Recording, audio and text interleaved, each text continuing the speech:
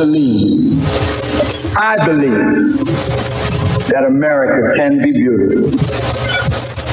How can America be made beautiful? Now, family, listen.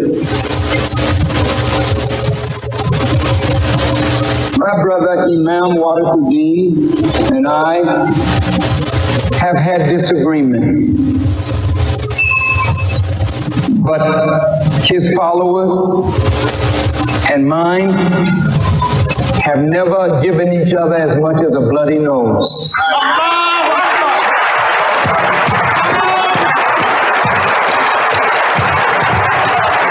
Because in spite of our differences, there's a deep love in us. We don't like the things about our nation that is not good, but I don't want to live anywhere else. I want America to be made right. I don't want to see America go the way of Rome and Babylon and Sodom and Gomorrah. But why won't she go that way if the men of religion and the women of religion keep silent?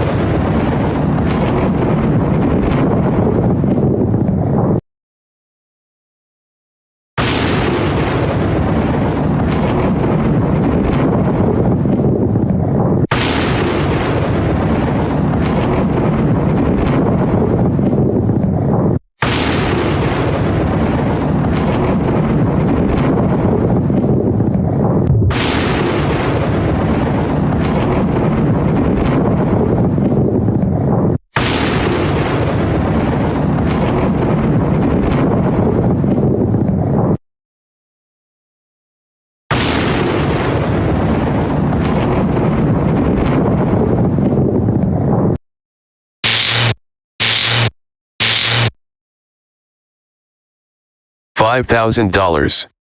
Cash payment to anyone who can prove that what lying son of a devil FARRACON is preaching is consistent with the lessons, supreme wisdom, of Master Fard Muhammad Elijah Muhammad's representation of his teacher Master Fard's teachings.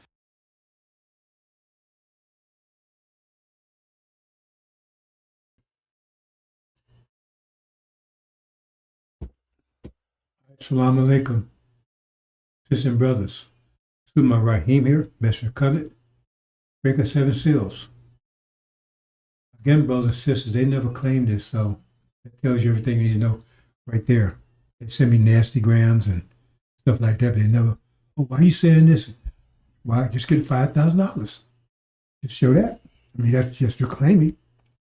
Anyway, brothers and sisters, I have a special presentation, something I'm working on.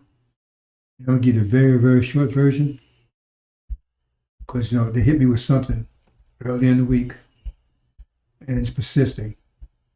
And it didn't take me down, but it's persisting. And so I was able to muster enough energy to get this information out. I'm just going to give a short version. It's very critical for those who eyes are open, right? Because you're the ones that's going to open the eyes of the rest of our people whose eyes are closed. Let's move on. And I have something else to say about that in a minute. Well, I might as well say it now.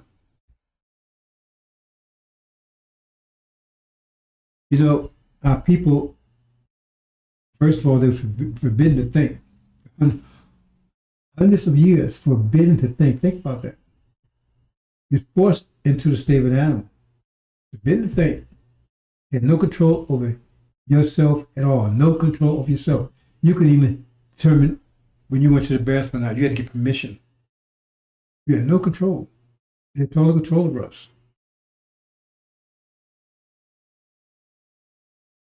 And so now that affliction carries on because the thing called entropy means if you don't use something, it deteriorates. It dissolves away. And so our brain atrophied, lack of use. Hundreds of years.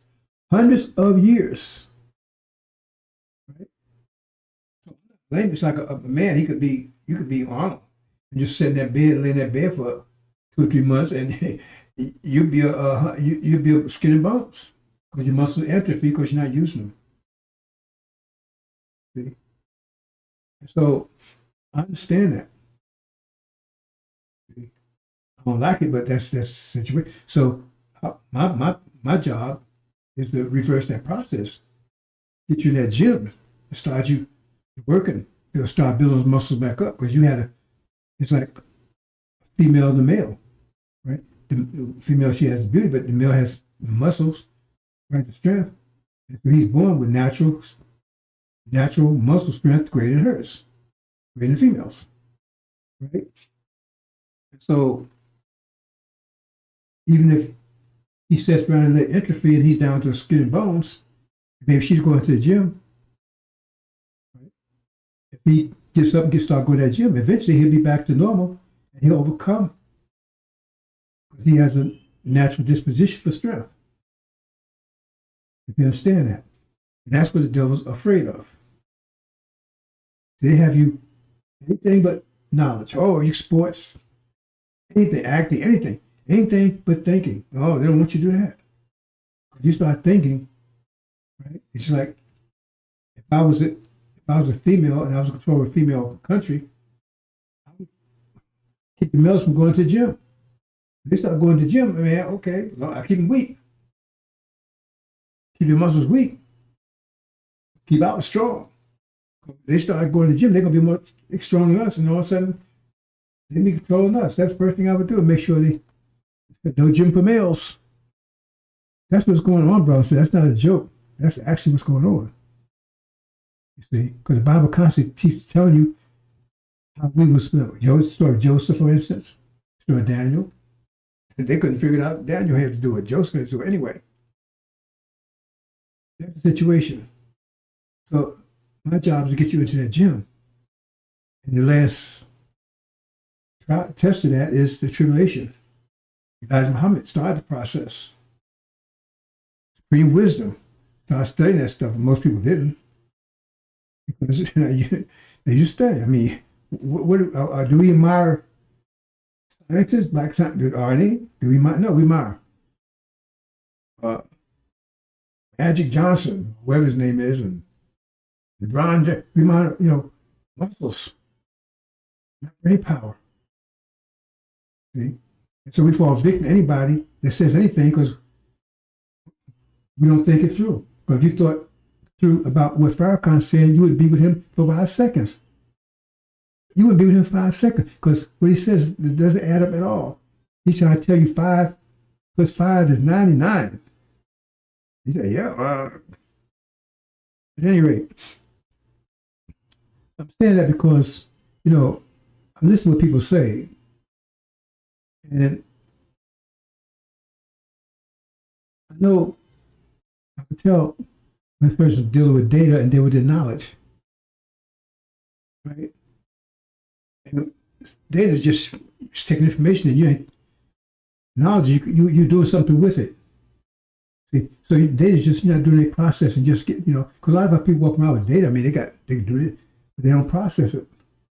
I mean, you're dealing with data all the time. You're dealing with people, you remember this, you remember somebody's name, all this stuff. That's data. What do you do with it? So, for instance, now I shouldn't have to say this, and I may not have to say it, but I'm saying it just in case I'm misunderstood. Now, because I'm constantly told by certain people I need to not assume things, and I guess I do. I mean, I've had that problem in my life, I guess, because they always told me I would be a good leader, but I never saw I would be a good leader because I didn't feel like leading people have to tell me what to do. I mean, is that what leading is? I have to tell people what to do? Now I'm not interested in that. I was in the military. I said, well, you be a good leader. I don't know how, because I got to tell people to do that. That's not, I'm considered a good leader. And excuse me, I'm still sniffling and carrying on, so I hope my voice is coming through clearly. But, so maybe I'm making assumptions here. But, I've been explaining to people that it says, because, I got sick, maybe, well, they assume like I'm not supposed to get sick. Well, there's 2 sides to that. First of all, it talks about, it says no weapon will be used against, no weapon formed will be used against you. No will prevail against you. But they're going to use them. They're going to use them against us. But we have protection from it. Right? 2 sides to that. One, first of all, they would use weapons against us. I think I should have made that clear. I think I did make it clear. So it's not that they won't use it, so they hit you with stuff, but it won't prevail. It won't take you out. But it just seemed like I didn't have to explain it because it's so simple. But I guess I do, because I may have misunderstood. Maybe I think other people are misunderstanding things, right? What did it say that happened? That promise was made, he said, after he took Moses' position. He said, okay, Moses, now I'm going to just make this promise to you. So why was it made after Moses? You see, because they don't say it for no reason. Because that's Moses, that's at this time, right, that we get the energy burst, we say will come suddenly. That means it could come at any time. Anytime. It says it will happen suddenly. And I know it's going to happen soon. It can happen while I'm talking to you right now because it did tell you it was happening suddenly. I'm sure it's already hit the earth, more momentous in the heavens, earth, but it comes all of a sudden. I'm sure it's hit the earth. It's just we haven't realized it yet, but everything is in place. I know it's going to happen soon. And so at that time, and that's why one reason I'm very careful about what I'm about to say right now, and I feel like I can say it right now. Maybe I shouldn't, right? Because there's a lot of things I haven't said, and once I say it, you understand why I'm saying it. Because that promise was made, right, after he took, and after that, because right now, And that's part of the reason. Well, I think I don't know. I should say this. I feel nah.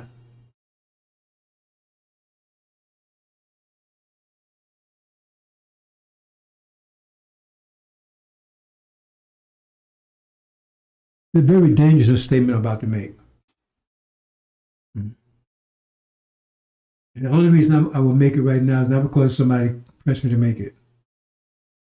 I'm so sure that this is going to happen so soon, right? But if I'm wrong, that's going to cause something to happen. Another thing to happen, which I don't think Master somehow will be happy with. Right? Because the reason why it's said like that after the energy burst, because right now we do not have enough energy to protect ourselves in that form fashion. We don't have it right now. We don't have enough energy to do an energy Holocaust. We don't have enough energy right now to protect ourselves in that fashion. We don't have it. Once the energy burst, then we'll have it. And that's why Master Muhammad won't move until that, because if he moved before that, right, and they attack, because they might say, man, they don't have enough energy to protect themselves. Maybe we should right now before they do. You see, that's the reason why I have to be careful about saying things. Because what I just said right there,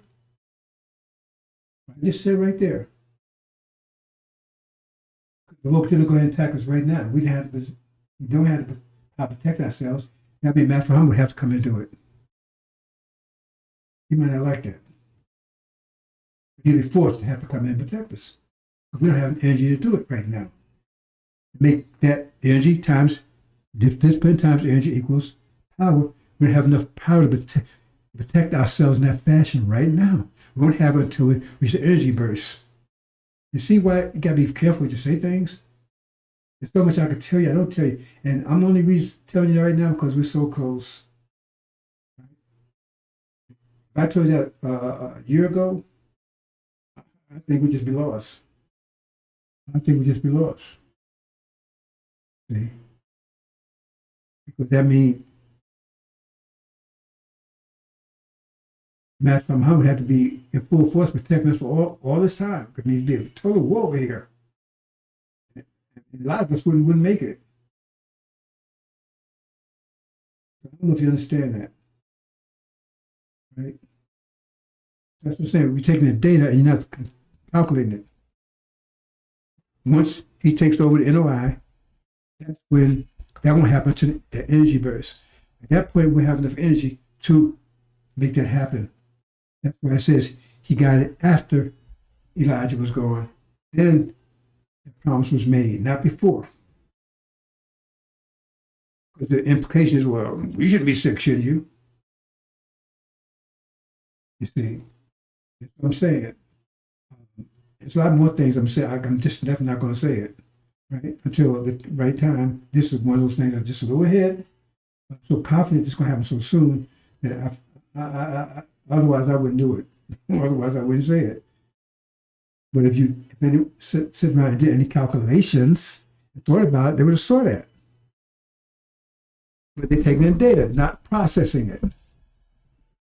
Because all those things I just said are facts I've been talking about all the time. All you do is connect the dots. I said to people, if you figure it out, just keep it to yourself.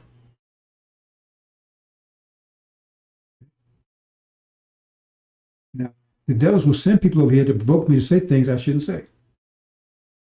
I know that. But right now, I feel confident I can make that statement because I'm so positive it's going to happen any time now. Everything's in place. Only thing that can happen right now is either the pot boils or cools off. I don't see anything cools off. It gets hotter and hotter every day.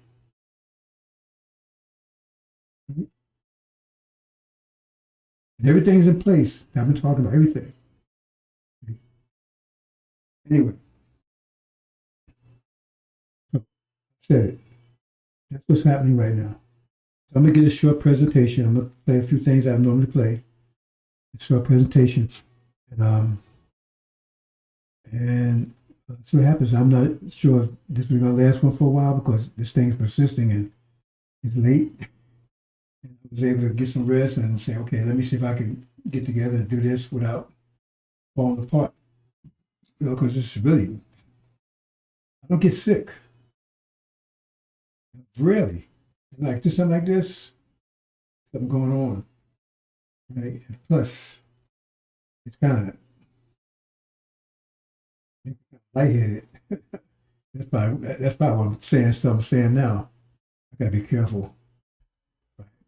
My wife even noticed it. You're talking more and stuff. So that's probably one of the side effects. You know, there's some other things they got, weapons I'm not going to tell you about right now because I don't want you to know I know about them. Once that war redeems, brothers and sisters, you're going to hit a flood of information that you never expect to get. And all those clowns out there, it says a fearful thing to fall in the hands. They're really talking about the Son of Man. And I talk about quality. Their punishment will be have the same quality of their actions. Where the actions been? Feeding us shit. They're feeding us shit. So what you think the reaction will be? They'll be made to eat shit, literally. So that's a little hint. We ain't fucking playing with these clowns. I mean, ooh, I can't say any stronger than that. This clown's like, he's a son of man. He ain't shit. And anybody knows anything knows he's not shit. Well, he is shit. I take that back. But see, those clowns out there are messing with our people. After 40 years of Holocaust, all the hell we went through, and these clowns do their bullshit, fuck with our people's heads, you think that's not going to be a consequence for that? And our people lost? Innocent people, especially sisters, that suffered everything else, and they confused because these clowns do their bullshit. You think there won't be a consequence to that? You say the God is wrathful. What do you think the God is wrathful about? He said he was mad. Wrathful, that's the highest state of retaliation there can be. The highest emotional state there can be for retaliation. So why is that? Is it not only the God, but the Lamb too? And how do you think a person would act that's wrathful? They were saying, oh, we're going to keep their little booties. We're going to smack around. I'll take 10. Think that's the way it's going to be? Why do you think say the most grievous chastisement? We ain't playing. We ain't playing. You'll see. Let's move on, brothers and sisters. That's another thing too. You know, I said you can have a sense of humor, but whatever they gave me, it's having an emotional effect on me. It's strange, right? So that's one of the symptoms. I'm aware of it, so I gotta apply a little extra discipline. But believe me, brothers and sisters, if I said exactly how I feel, you wouldn't want to hear me. I'd be saying all kinds of stuff. Anyway. And move on.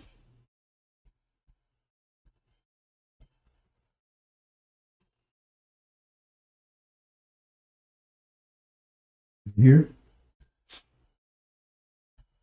Oh boy. It said to be destroyed. They say he to consume them and destroy them. What's worse state? What's what can be worse than being destroyed? It didn't say kill, torture. It didn't say throw down. It said destroy. When you destroy someone, it gets like the nose plug fencer. You destroy their seed, you destroy everything about them. Totally eradicate.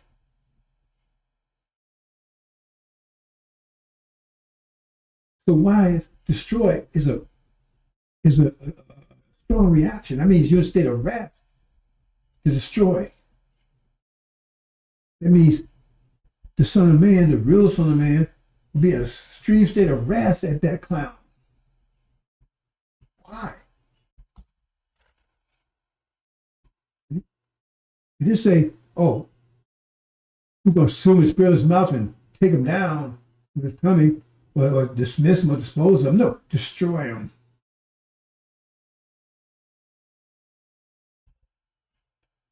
I'm trying to get you to understand, brothers and sisters, the temperature, the flavor, if you will, of what's about to happen here. Because I know you don't know. And part of the reason why, well, I can say it that way, because you're going to tribulation because you failed with Elijah Muhammad. So all that's coming up, 42 years of preparation was lost. So now you had to go cold turkey.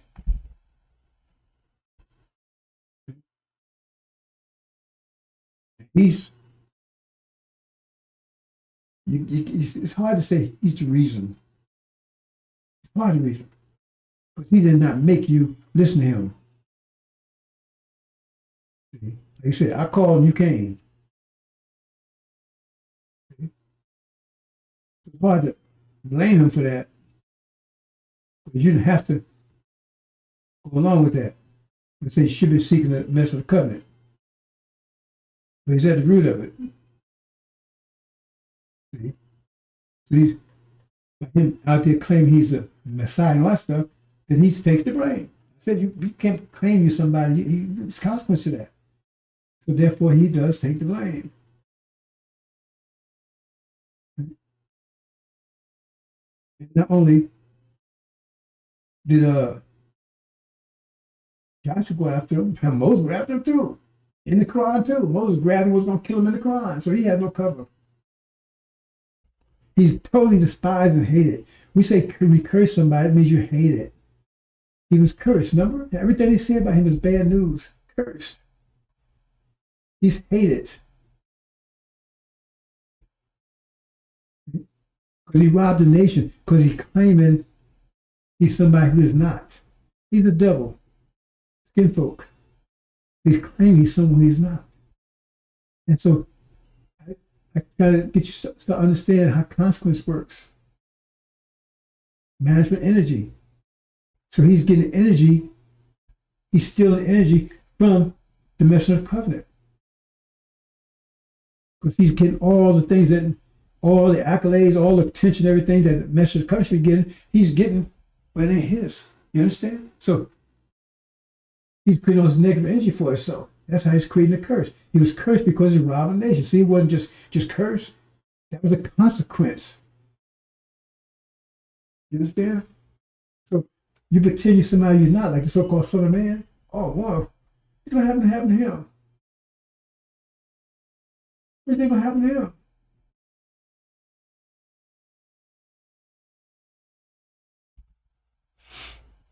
I'm the Son of Man. Then you get mad. I'm leaving that alone. I said I'm gonna keep this short, though. So my voice is about to kick out, so I might not be able to get as far as I was intended to go.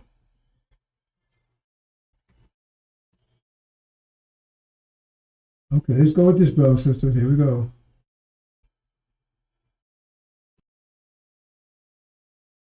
I gotta do this.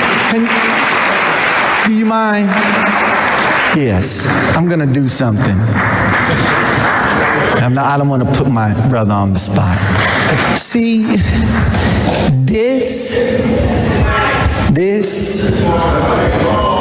is this.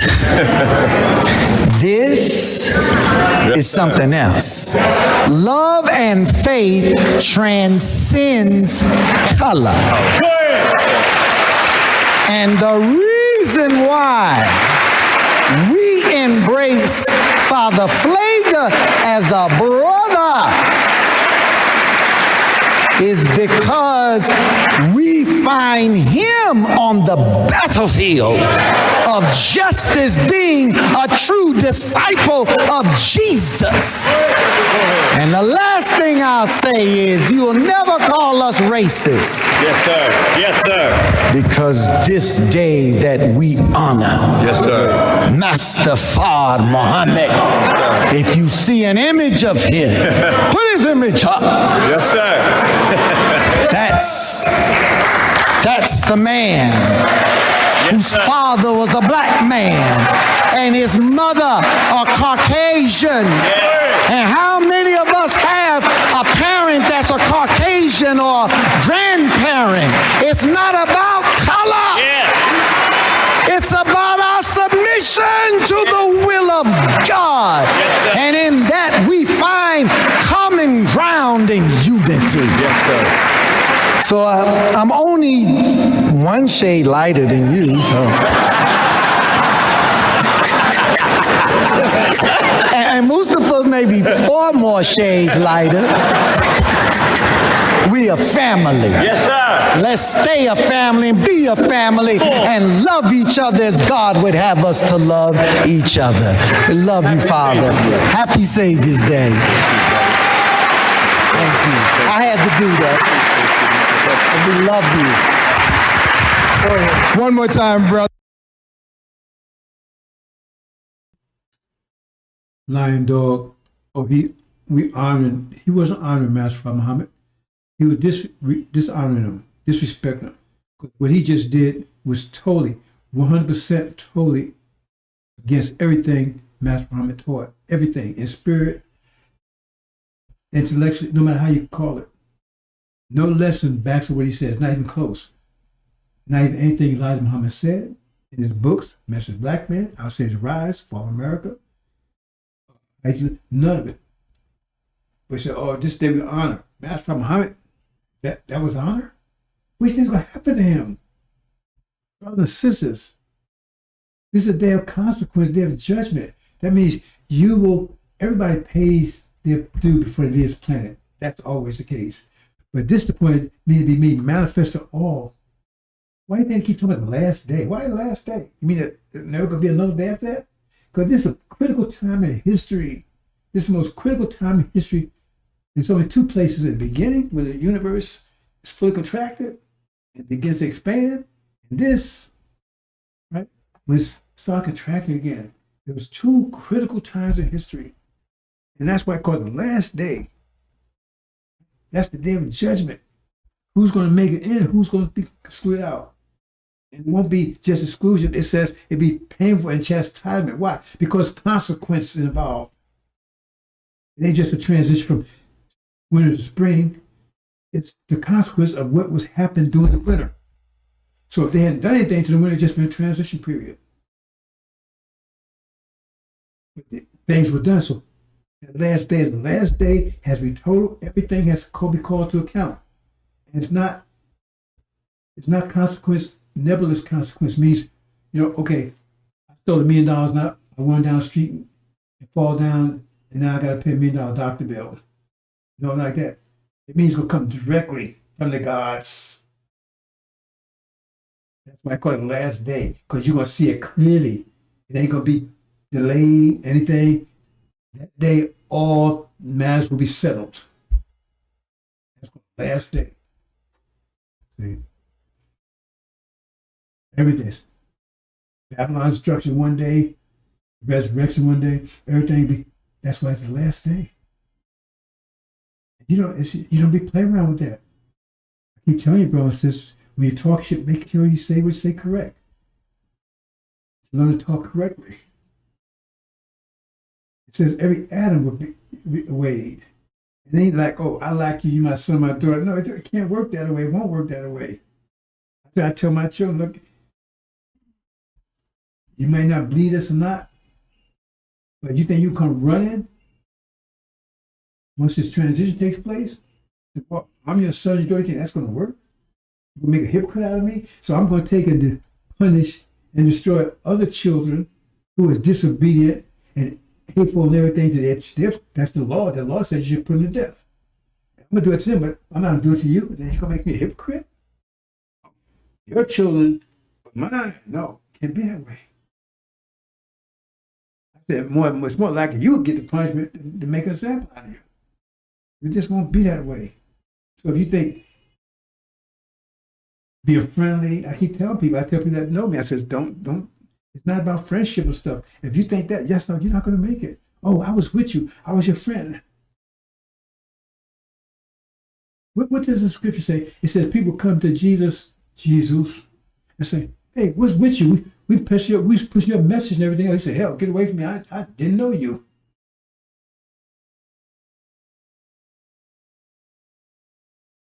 You're going to see, brothers and sisters, it's not a game.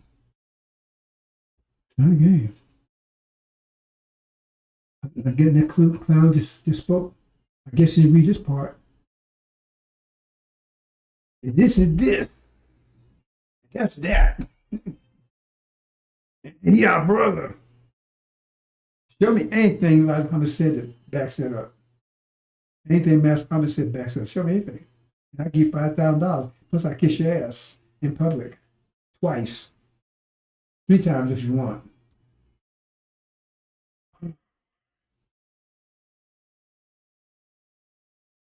Move on.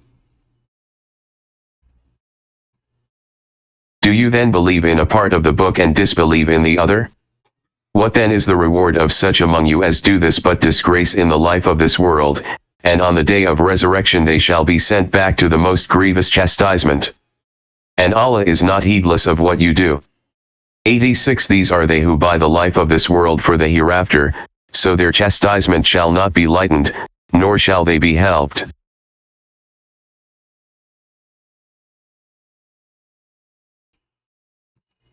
People said we can easily prove that they're guilty of that. Let's do it quickly. I'm just going to move quickly. We can easily prove right here. Watch this. Remember? Grievous chastisement. Those believing part of the book and disbelieving the other. That's what it said, right? And they opposed it. So it's best don't believe the book at all. Right? Well, believe in it. But if you're going to believe part, disbelieve the other, it says that most grievous chastisement. That means off the page. Okay, let's look.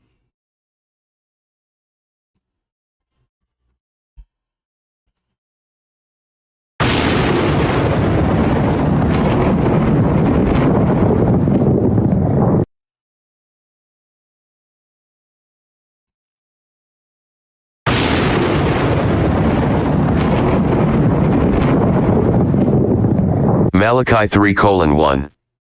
Behold, I will send my messenger, and he shall prepare the way before me, and the Lord, whom ye seek, shall suddenly come to his temple, even the messenger of the covenant, whom ye delight in.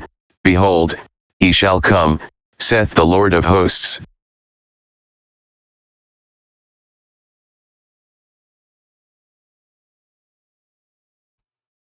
Isn't that part of the book, brothers and sisters? It's Malachi where they tell you that's why you need to accept Elijah. Isn't that part of the book? Why I never mentioned the message of the covenant? Have you ever heard dumbass Ishmael mention the message of the covenant? Or Daniel? Or Jeffrey? Or any of those clowns? Or even Farrakhan? They mention the rest of it. They don't mention that part. Have you ever heard them mention that part? Okay. It's part of the book, ain't it? Because they believe in this part. Don't mention this part. Let's move on.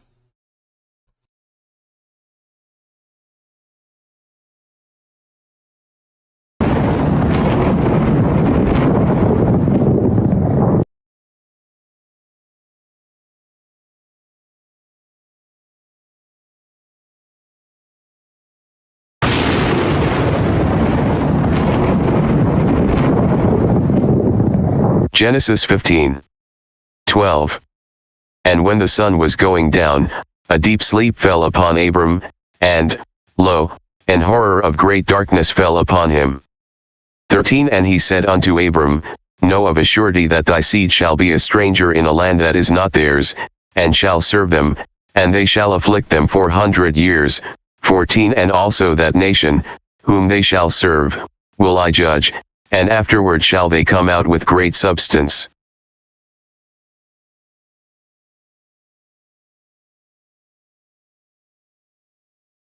Okay, this is part of the book, right? They mention this. They do mention this part, right? Part of the book, correct? Okay, let's keep on. Let's see what the rest of it says.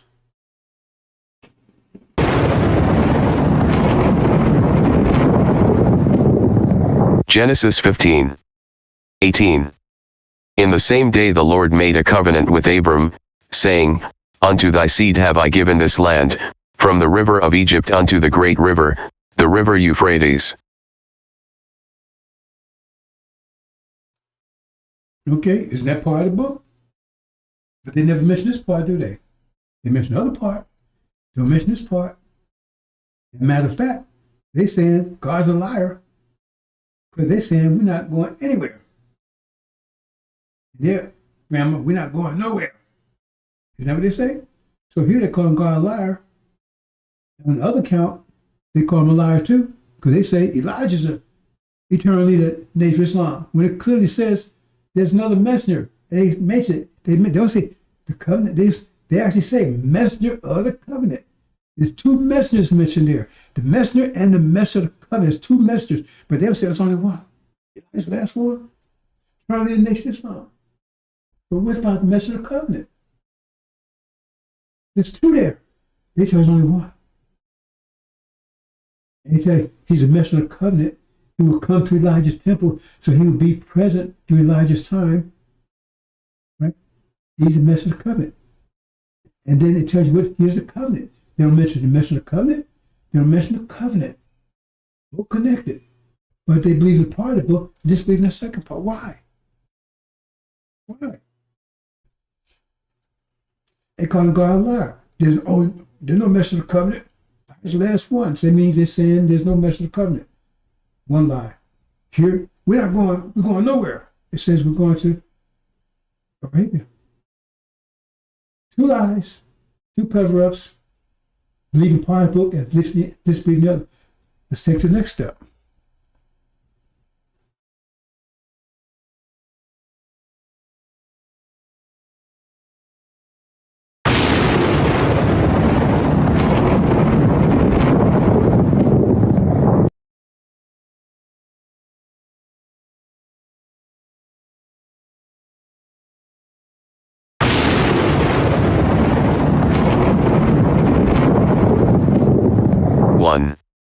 Now after the death of Moses the servant of the Lord it came to pass, that the Lord spake unto Joshua the son of Nun, Moses' minister, saying, To Moses my servant is dead, now therefore arise, go over this Jordan, thou, and all this people, unto the land which I do give to them, even to the children of Israel. 3. Every place that the sole of your foot shall tread upon, that have I given unto you, as I said unto Moses. 4. From the wilderness and this Lebanon even unto the great river, the river Euphrates, all the land of the Hittites, and unto the great sea toward the going down of the sun, shall be your coast.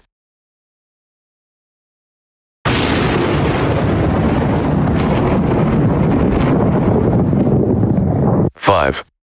There shall not any man be able to stand before thee all the days of thy life, as I was with Moses, so I will be with thee, I will not fail thee, nor forsake thee. So now we have the identity of the messenger of the covenant, who takes control after Elijah, bypassing Aaron. The FARRACON claims he's Aaron. So how come they don't believe this part? They never mention Joshua, do they? Except that one time, they mention the name, they don't mention anything about him. So I have to say that, so that person said, so they did it on purpose, so they can say, see, I mentioned Joshua one time, and he says, no. They mentioned it one time, about a couple weeks ago. They said Joshua. They didn't say what he was, who he was, anything. Right? So, like I said, I make sure I'm totally accurate. I don't just say stuff. So I'm not going to say they didn't say it. When they did say it, they did it on purpose. They threw a little snot in the soup. I tell you, boy, oof. Anyway, they never mentioned just Joshua. Other than that, he's the messenger of the covenant, because that's the one he takes you back home to the covenant. That's what it says. So they never mention the covenant, the messenger of the covenant, or the identity of the messenger of the covenant. Because Joshua, no, I don't after Aaron, that's it. So they're calling God liar in all three situations. They believe part of the book and disbelieve the other. And like I was saying, the promise of invincibility to anything they come at you with is given after he takes control, not before. That's not that doesn't apply right now. I build and control, protect myself. I do, right? But we don't have enough power right now to do it to the effect. We have enough energy right now with power, right? To have the effect that it promises that no weapon will prevail against you. We don't have that yet. But once we get energy bursts, we have enough energy to cause that to take effect as stated. Assuming that you apply the principles.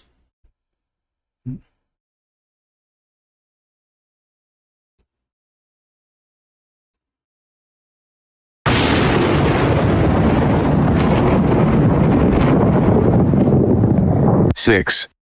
Be strong and of a good courage, for unto this people shalt thou divide for an inheritance the land, which I swear unto their fathers to give them. 7. Only be thou strong and very courageous, that thou mayest observe to do according to all the law, which Moses my servant commanded thee. Turn not from it to the right hand or to the left, that thou mayest prosper whithersoever thou goest. 8. This book of the law shall not depart out of thy mouth, but thou shalt meditate therein day and night, that thou mayest observe to do according to all that is written therein, for then thou shalt make thy way prosperous, and then thou shalt have good success. 9. Have not I commanded thee? Be strong and of a good courage, be not afraid, neither be thou dismayed, for the Lord thy God is with thee whithersoever thou goest. Their promise takes effect after he takes control. After his turn is passed from Elijah to him. Right? It hasn't happened yet because Aaron's still sitting there. See? But like I said, they tell me I got to explain everything in detail. So maybe I do, maybe I don't. But it seems look like I do. Okay, let's go on. Let's finish.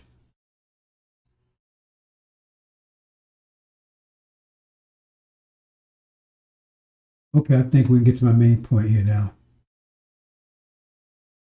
He's my brother. Oh, look at kissing him out. Because he's a devil too. His father's a devil.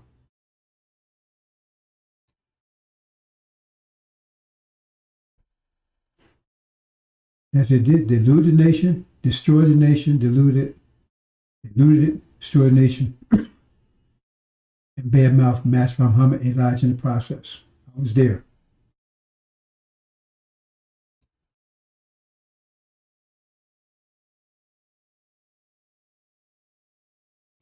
Okay, we get to my main, and then I'm gonna close out, brothers and sisters.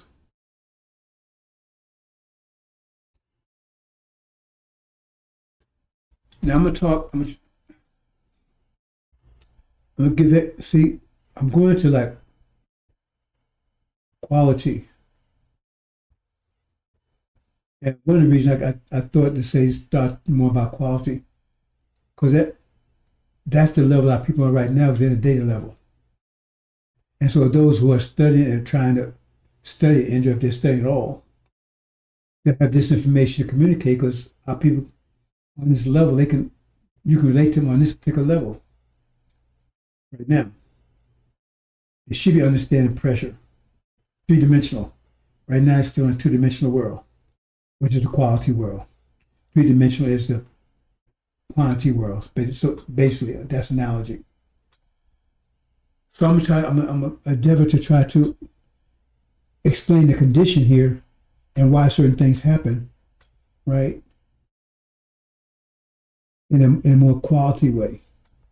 Okay, so I got 8 different aspects here. Just look at which one. Now, hammer.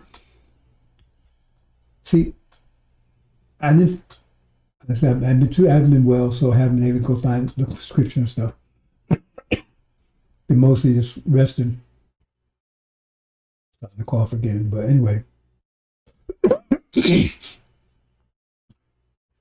anyway, it tells, there's a scripture that says, we made them a hammer. See, when we lost control, I'm not going to DNA. I don't want to go to that level, right? When we had enough energy to maintain control, that's why I said I'm going to put a new rule in earth. So we said, well, let's put a new rule in earth that will keep the nation under control in our stead. They're supposed to serve us, right? So we put Adam in charge, right? Because we do. Oh, anyway, I don't want to get into the DNA here. The point is that we put Adam in charge to keep other nations under control, right? And keep them away from us. Understand? For this 5-year period. They like the hammer. They did. And we was in the midst of them, right? And so being here, if they was told not to, with that tree, they was told not to touch. We was that fruit, they said eat of that tree. But we did, they didn't. Said, don't do that. We was the one they was forbidden to do. Because they were supposed to take, actually, we was to submit to them. But they was actually supposed to serve us. But turned out we ended up serving them. That's why Abraham saw a vision of horror, because it turned out the other way than it was supposed to turn out. See, because they were supposed to, remember, if we made Adam, they would serve us. But they forced us to serve them. They turned on us. So the idea was, right, that they would take and keep the nation under control and time energy deprivation, right? And so they would protect us from other nations. And since they had control, they would have food. We have food and the things we needed, right? But they turned us and took control of our engine and everything else. Get the basic understanding. Anyway, that's what it was. So we're supposed to use a hammer to keep the nation under control. That's why they call them the children of Israel in some places. Right? They turned on us. So that was the motivation. I said, well, I'm putting a new rule in the earth. Who's the old ruler? You ask yourself that question?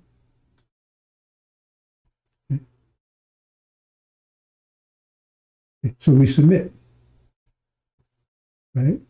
But our submission was in the service that said, do not touch that tree. Don't hurt anything. So we're here, right? And they have control of the wealth and the resource of the earth. So we benefit from that. But they turn on us. So remember that. That's the story about Adam. Go to the next one.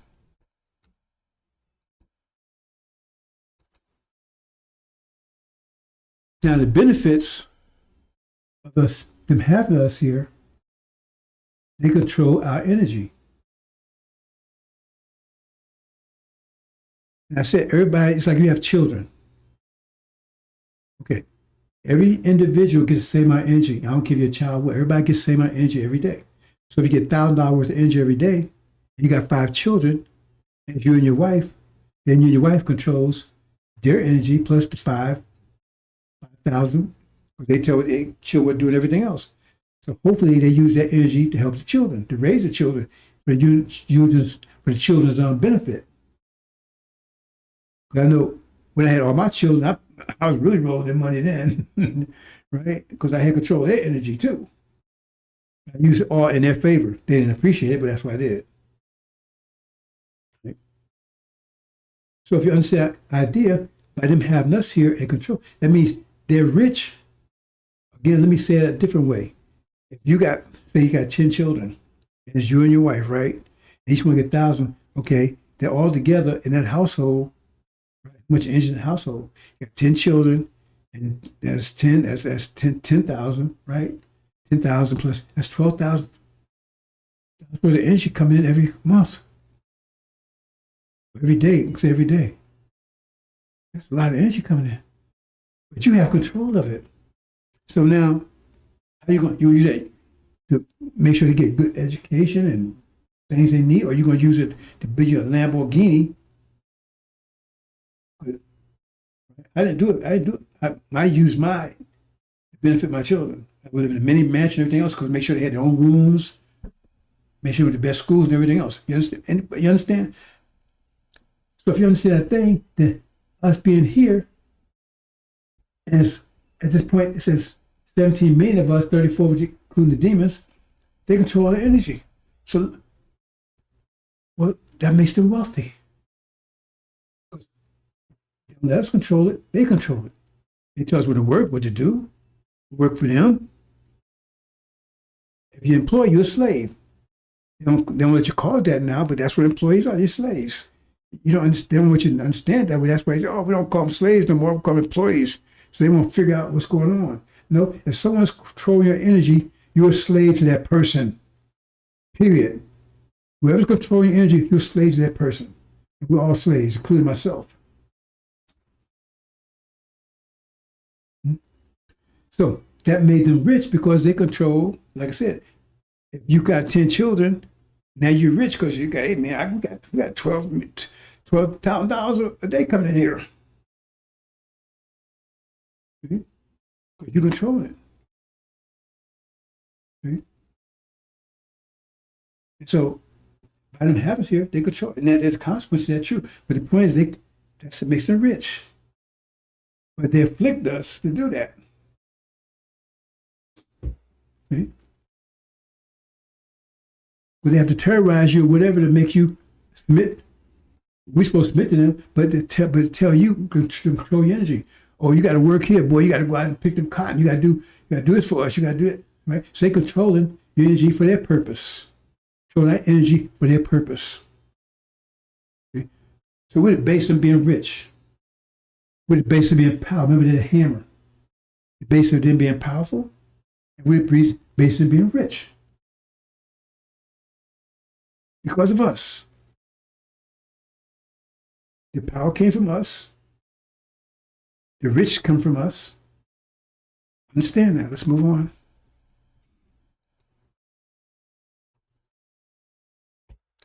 There's another thing they had a problem with. Remember, they had low discipline. So when they was in Europe by themselves, all they did was beat each other all the time. There was constant war. Go check it out. I don't think they had any period of peace the whole time they was up in Europe. The Europeans constantly fighting each other all the time because they're aggressive. And that was one of the traits that they had, because we turned off the aggressive gene ourselves when we had power, and we turned on in them. That's why they had the hammer. So they had the aggressive gene. That's why they're aggressive. Make men shed blood, they're very aggressive. But without discipline, you always want to beat up on stuff all the time. They had enough discipline to control it. They're always fighting each other all the time. There's always a war. France was at Germany, Germany was at France, England was at, Britain was at Russia, and so forth. They was constantly fighting all the time. Constant war. Constant war. Right? Okay. But they tell you, you have aggression, you got, because you got all that aggressive energy, but it's limited. I've seen these movies where this guy gets mad, he knock off stuff on the table and punch the wall and stuff. He's getting that aggressive energy out of him. Because that's energy, aggressive energy you can't control. The energy you can't, that's energy you can't control. They can't control, so it's aggressive. They apply it to other people. Because they have discipline to control it. See? But it's a limited amount of energy. So once you exhaust it, then you calm. You understand what I'm saying? So you got so much energy, I don't know what to do with something, man, you start beating. And, then it's only on so much. Once you do enough damage, uncontrolled energy, you're destructive. So once you do enough destruction, then you understand. That's why they tell you, you go to a therapist or something, hey man, don't beat up on your wife, man, go get a punching bag. Just when you feel angry, just beat up on that. They go beat up on that, they come home, they're cool now. Hey honey, how you doing, honey? Before they just beat her up. But they go and beat the bag, go out and do something. They say do something to get rid of that energy, because energy, you got to maximize energy. You don't have unlimited energy. You understand? So the thing is, by being what happened when the Europeans stopped doing that stuff? They bust over here because we was our punch. It was their punching bag. They got angry. They could beat up on us. They could burn us. They could kill us. They could rape us. So now they was calm with each other because they had us to beat up. They got mad. They could beat up on us. Got mad as white and go out there and burn up a nigga. They used to have, before they had NFL and that kind of stuff, they had lynching parties. Don't take my word for it. Go on the internet. They show you. They put in the newspaper, we're going to hang a nigger. We're going to burn up a nigger this weekend. And they had it all in the village or the city or whatever they had, right? They all come out, picnic, children, everything else. And they wouldn't capture looking stuff niggers. And they have them, they castrate them, beat them, pull their eyes out, and burn them. And that was their entertainment. For hundreds of years. Hundreds of years. And you got these clowns that fish bumping with them. They're going to pay a price too. Because you didn't give a goddamn about your ancestors. You pissed on them, so now they're going to piss on you. See? Oh, Mrs. Muhammad didn't tell you about the tyrant. Ooh. You should have read about that one. You didn't give a damn about your ancestors. So your descendants not going to give a damn about you. That's consequence. Because you out here fish bumping people that pissed on and shit on your ancestors. Pissed in their mouth. Stomped on, raped them. And you fish bumping. Okay. You didn't give a damn about your ancestors. So your descendants ain't gonna give a damn about you. Because the tyrant's gonna put you in the same process. Well, not, they ain't gonna piss in your mouth. They ain't doing that kind. But it's gonna be, like Muhammad says, it's gonna be as terrible as it was during the Holocaust. You deserve it. Because you didn't give a goddamn about your ancestors. If you did, you'll be making love with these people. Jesus said, forgive. Okay, well, you got plenty of time to seek out Jesus when they put your ass in that condition. See if Jesus saved you. Jesus. Anyway, we're the punching bag, brothers and sisters. See, you understand what's going on here. So let's jump ahead a little bit, right? Say, for instance, the children, remember you got 10 children, say leave home. So then you have control of that 10,000 that you was getting from them every day, right? They back 2,000 a day. Or things change immediately, don't they? But now that you don't have control of their wealth anymore. All of a sudden, man, you might be poor. But you was enjoying $12,000 a day. Now you got to live off $2,000 a day. Uh-oh. You see? And then what about the other one? Right? What I had here.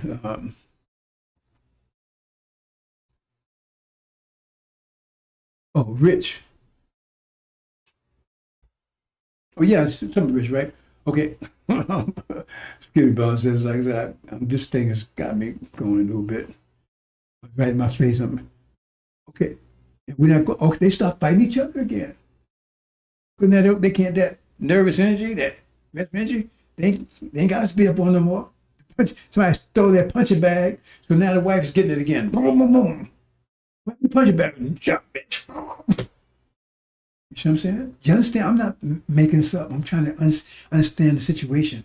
The benefit why they're like they are. Why they're rich. Why they're powerful. Why they're at peace with each other. Because we're here. Because when you understand this, then you realize the only solution is for us to leave. But when we leave, what condition will they be in? And what condition we be in? Because right now, we've been beat. We're poor. But they're controlling our wealth. So you come to a solution in the end that, hey, our solution is to get out of here. But FARRACON just said, we ain't going nowhere. He lacks it here. That tell you who he is. Let's move on, brothers and sisters. Let's go to the next one. Modernity, innovation, that's from us. For 6,000 years, they was living in caves, huts, tents, horse and buggy. But nearly 6,000 years, 5,000 years, and as soon as they got us, all of a sudden, modernity, innovation, technology, that came from us. That came from us. Because they're stealing Oh, remember, they got that from Joseph. They got it from Daniel. They didn't have it. They stole it from them, took credit for it from them. But they didn't have it. They couldn't figure out how to take care of themselves, how to take care of their farm, all their government. They had to go back to us. That's Joseph and Daniel. That's the story there. There's still an innovation out of taking our ideas, right? That's actually that's evidence that the spring is coming in. Okay? So if we leave, they go back to the caves again. They go back to fighting each other, poverty, and living in caves, austerity. You understand, brother and sister? Are you getting the point? See, you should be able to, our people should be able to understand on this level. If you can understand the angel on another level. So if you understand this, I'm giving you all kinds of tools to work with. See? Let's move on.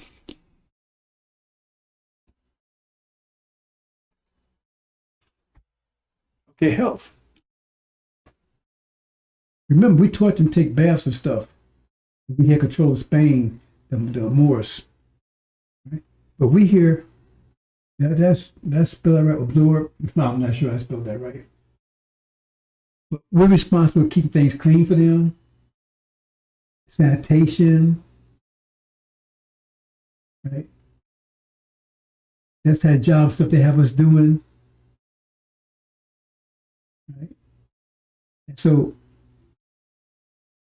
there's other aspects that it's kind of hard to explain here, but the bottom line is we absorb, we unhealthy, trying to keep them healthy.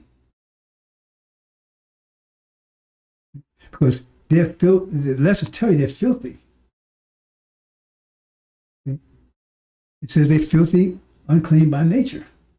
So why is it a miracle to clean everything? Because we want us to do it, but it's causing, but we don't want, and all that so-called drugs and all that kind of stuff, right? So we're sick and everything, being around them, but being around them, right, help keep them healthy and clean. If you understand, it's a little more complicated to explain, right? To get into some technical stuff, but the bottom line is that if we weren't here, because let's tell you they're filthy by nature, right? Because we had to tell them to take bath. You see? But we the ones, remember, for years we was the maintenance man, we was the janitors, we was the garbage collectors. That means you got to be around filth and negativity, and so that has an effect on your health. Well, it gets a little more complex here, right? When they do their research, they do it on Caucasian physiology. Right? See? Well, how should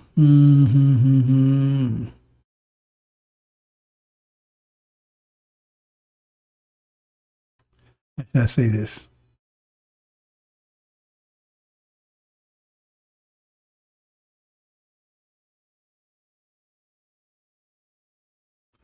A lot of things that's healthy for them is negative to us.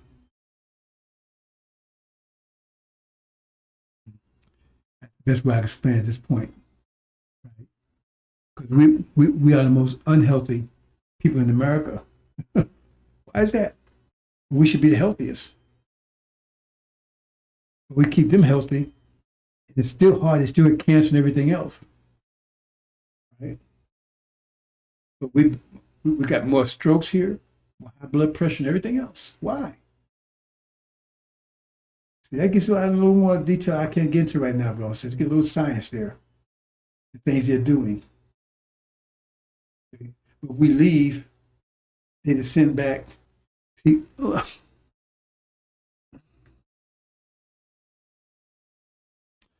me give you, I don't know if it's going to make sense to you or not, brothers and sisters.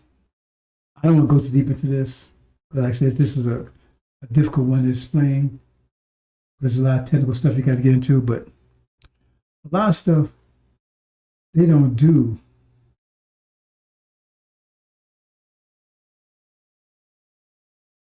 because they don't want us to realize how filthy they are. I'm going to give an example. You know, I had a contract when I moved to Florida from New Jersey, well, about 20 years ago, I guess, right? I had a contract at a place called Verizon's now. And at night, you know, it was not, I'm always working nights. I guess that's one of those things, right? So we'd be sitting around the contractors, right? Talking. There was this white girl. And she got to talking. And somehow her family, right, mother, father, used to take showers together. Everybody got quiet. And she thought that was normal. And she realized everybody quiet. She felt something to shut up. See, that's what they do. And they realize they won't do it around you because then they don't want you to know how filthy they are. However, they do it. And so you end up getting herpes and gonorrhea and AIDS and all this stuff because the shit they doing that you don't know they doing. You understand what I'm saying? That's one way of looking at it. You see. I'm gonna leave it there. When I feel better, but I really need to explain this a little better. But you understand? The point is, well, I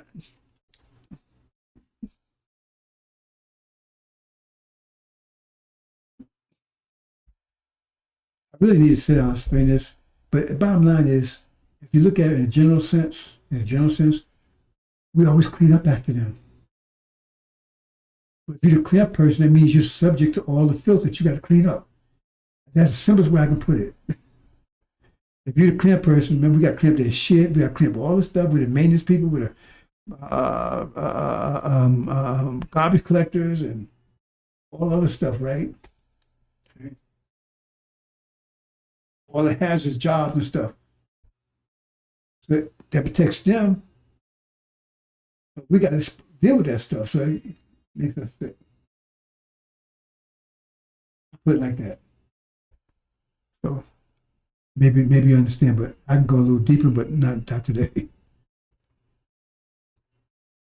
So if we leave, they got to do it. They got to clean up after themselves, and they're not good at doing that. Like I said, you know, when they was in Europe, remember they was fighting all the time?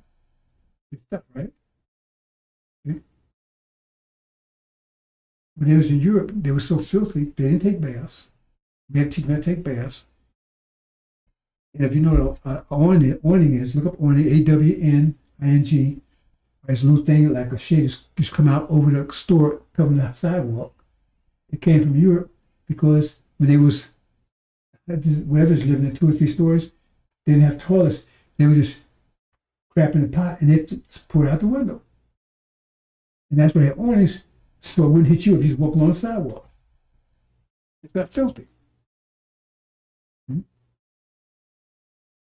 So once they got us over here, you see in the movies how they clean. Who's doing that cleaning for them? Who's doing the cleaning for them? They're filthy. You know, this thing about tongue kissing, I know some of you say, oh, hey, you see in the movies, we don't see that in Africa. We never did anything like that. They say it's sexual. I don't say it's sexual to me, but my tongue's in somebody else's mouth. You don't think that's disease prone? A lot of stuff they would do. And they taught us how to do it. With these dogs and so forth. Anyway, remember they had the Black Plague. Black Plague didn't affect China, didn't affect the Middle East, it only affected Europe. And that plague said last 50 years, I think. All these diseases and stuff. So we prevent them from having all the diseases. They still have them. But we take and keep it down because our presence here. Okay? We always clean up stuff, and they always leave it there. But the point, if we leave, they turn to that again, disease. So now they return to powerlessness, for poor. They don't rich anymore. I started. I mean, they poor. They don't be rich anymore, so they control energy, right? Start warring with each other all the time. Back to caves, right? And now disease and carrying on. You understand? This will happen once we leave here. We the ones. That's why America's like it is right now, because our presence here. If we wasn't here, America would be powerless. They'd be poor, right? They'd be constantly warring with each other, just like they was in Europe before they got a hold of us. Living back in caves and diseased. Let's look at the next one.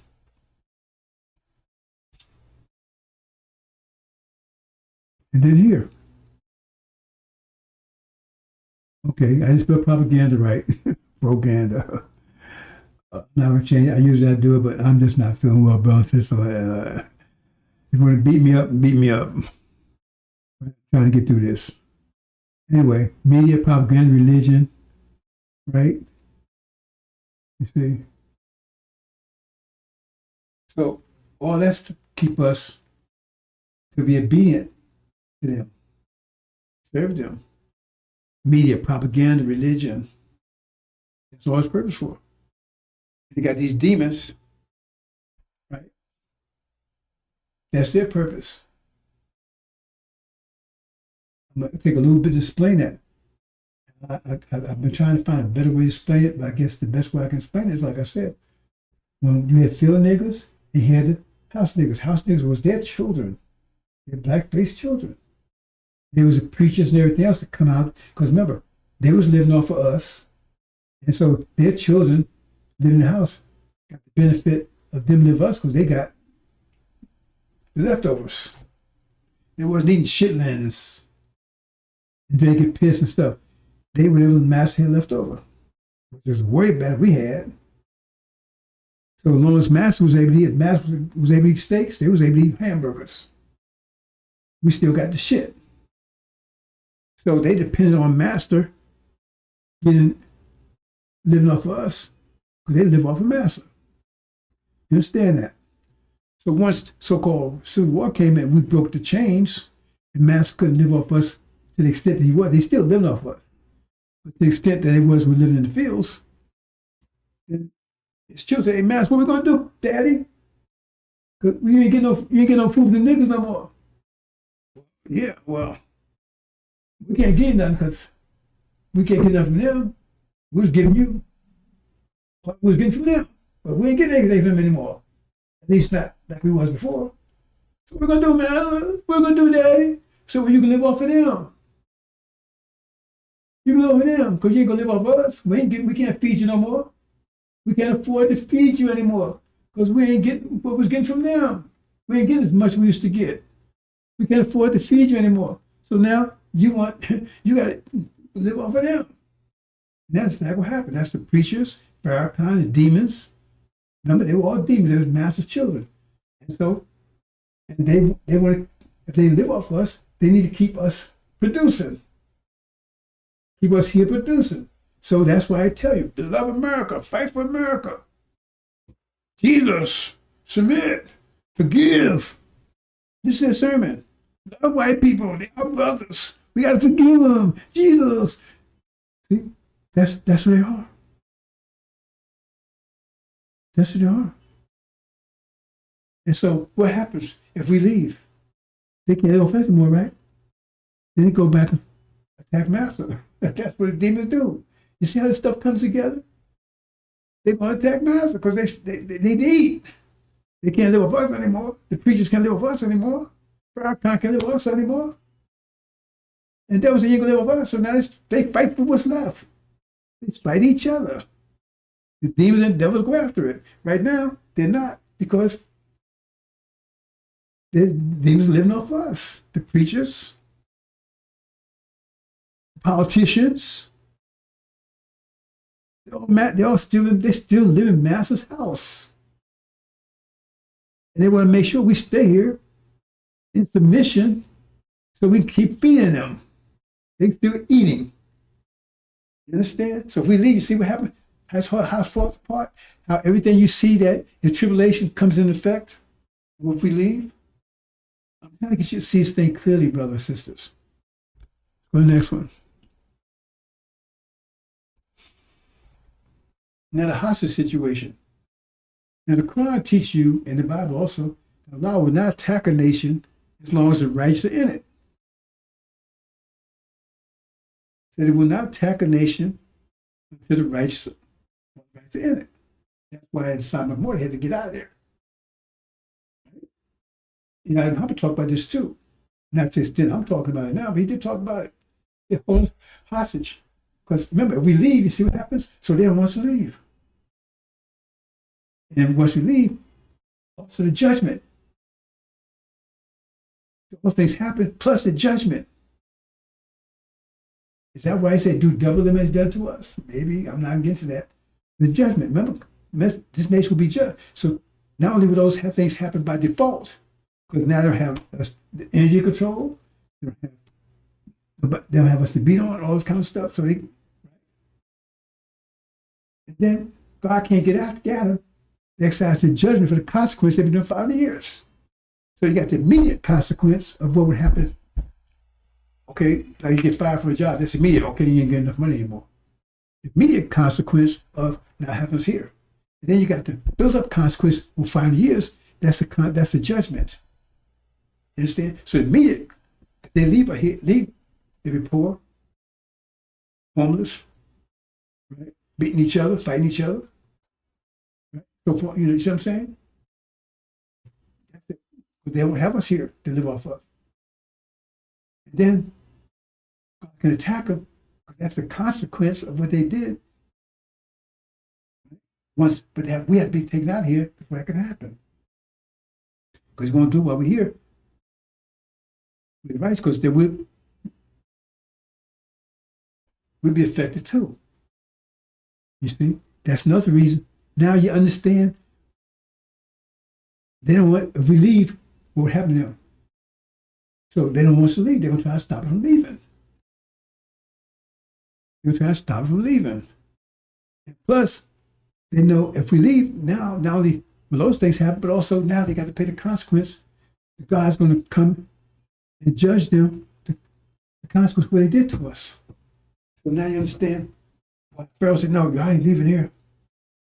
We're going to leave. You are gold and silver. If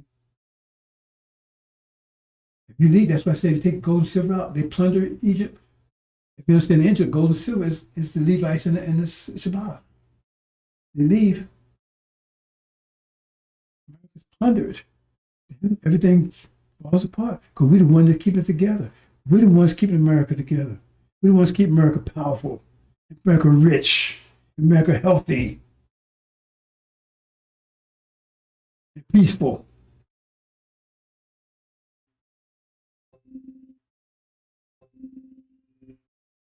Keep us from leaving. And once they see they can't stop from leaving, then that's when they attack us.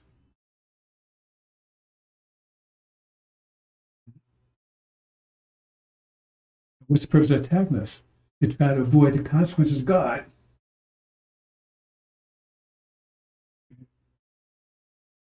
Because they realize if there's doing them as done to you, so how is God exercise consequence?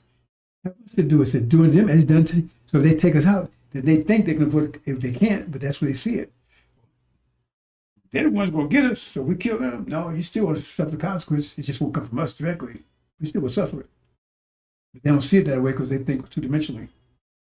And this stuff making sense, bro and sisters. I said all this stuff adds up. Those niggas out there, they say shit. They don't know what the fuck they talking about. You can't. 2 + 3 equals 89. Really? And it doesn't add up anywhere, no matter what calculator you put it on. And if I say don't add up, you tell me. I want somebody to come and tell me that what I said right here doesn't add up. It doesn't conform to the scripture 100%. Doesn't explain the scripture 100%. Explain the situation. But that's where the devils, that's where they see it. So you see their motivation, they don't let us leave here. And so then you realize anybody's telling you to stay here, who they working with. Because Muhammad said, you get the hell out of here. Muhammad said, you get the hell out of here. That's the currency we got out here. But what is so-called son of man? Oh, he got an American flag up there. Send him some money. But Farrakhan, I don't want to leave. I want to love it here. It's identifying because the only solution is to get the hell out of here. But people they're not, oh, they collapsed. Farrakhan collapsed. How did he be a millionaire?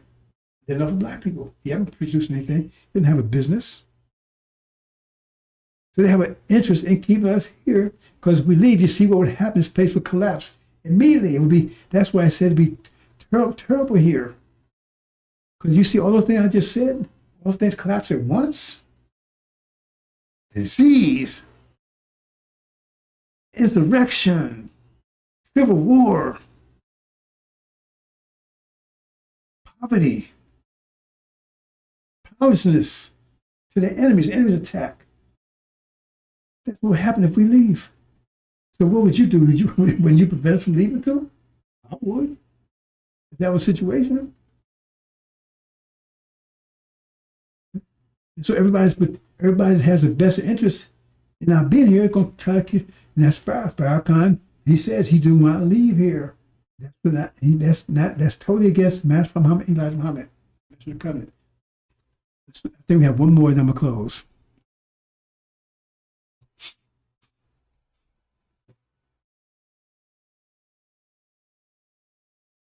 Now, initially, remember I said they betrayed us. They're supposed to be a hammer to do the nations. They turn on us. They said if they do that, we still see. Cause we would not have went to the Holocaust and that vision that Abraham had they not turned against us. If they do, we say okay, we'll go with that too. We go to Holocaust. It's going to turn into diamonds, into gods. Let's make man a nicer image, male and female. So it's a win-win situation for us. If they afflict us, right, we suffer. But that's the result. When they don't, they obey. Then we sail through the Holocaust. We wouldn't be a Holocaust. At the time of energy deprivation, we survive it, right? Maybe not a comfort, but it would be a Holocaust, right? You see what I'm saying? So it's a win-win situation for us. If they betray us, okay. If they don't, then they're against the Holocaust. What happened? Oh, okay. Thing froze up. You understand, brothers and sisters? So since they betrayed us, then the consequence there. Okay, I'm having computer problems here, brothers and sisters. I don't know. Buffering.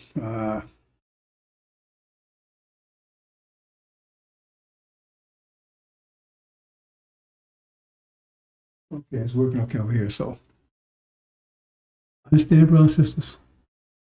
So as a result, because they betrayed us and went against us, said, do not touch that tree.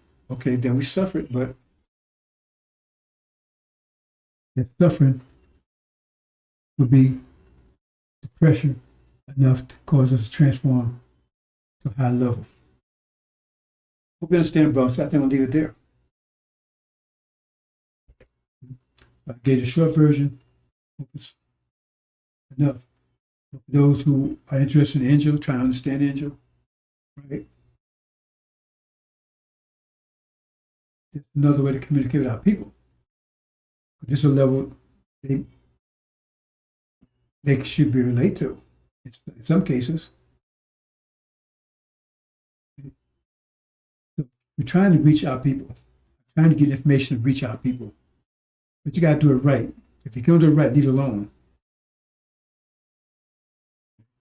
Now, I didn't do it right today because I misspelled a word. What was that misspelled? I misspelled a word is, oh, I guess they want to jump on me about that one, so I guess I just have to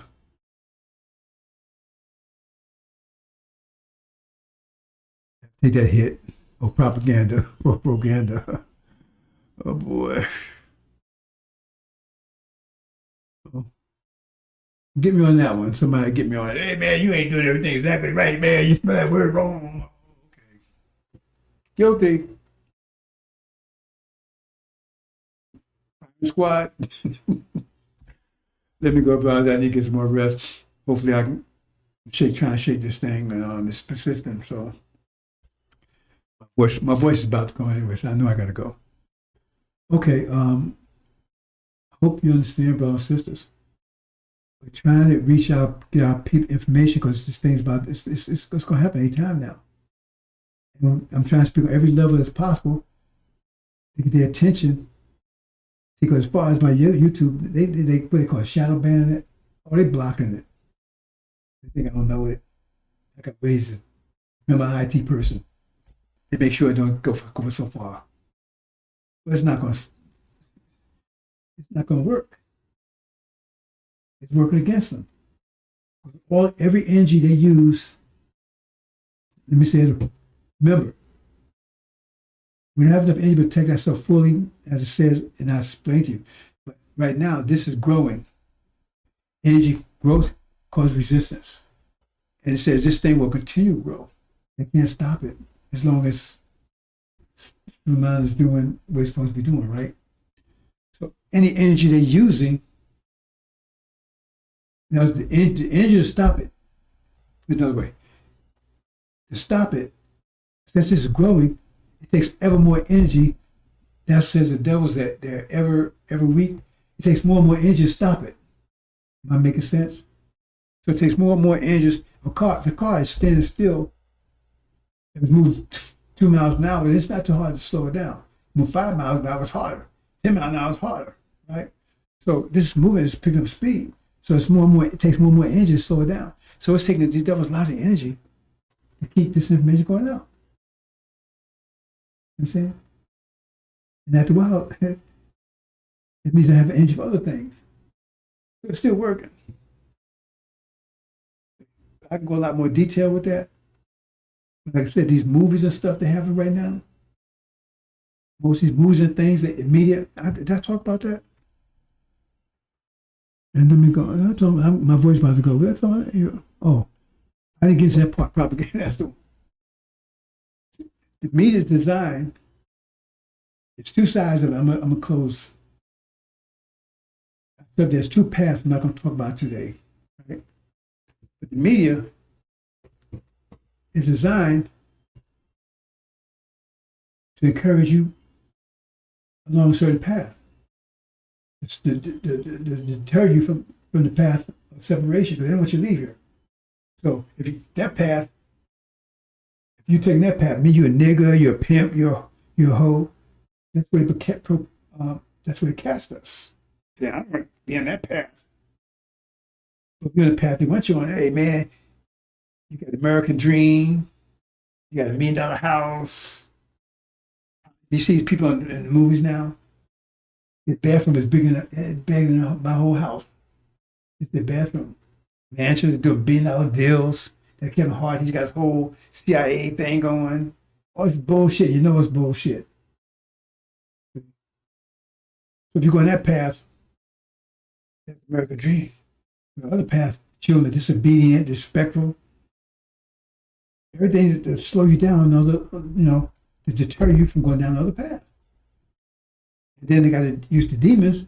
They're your example. Oh, man, see, you need to follow his example, man, because you want to be rich like Jay-Z. See, you understand what's going on with the media and religion, all that kind of stuff. They get you, encourage you to go down the path of FARRACON, Dianetics, stay here. This land belongs to us. And if you're going down the other path, everything is bad news. Because who writes these things? When they write these scripts, I don't care who, what's his name, somebody write these joints, what do they call it? Devils write those scripts.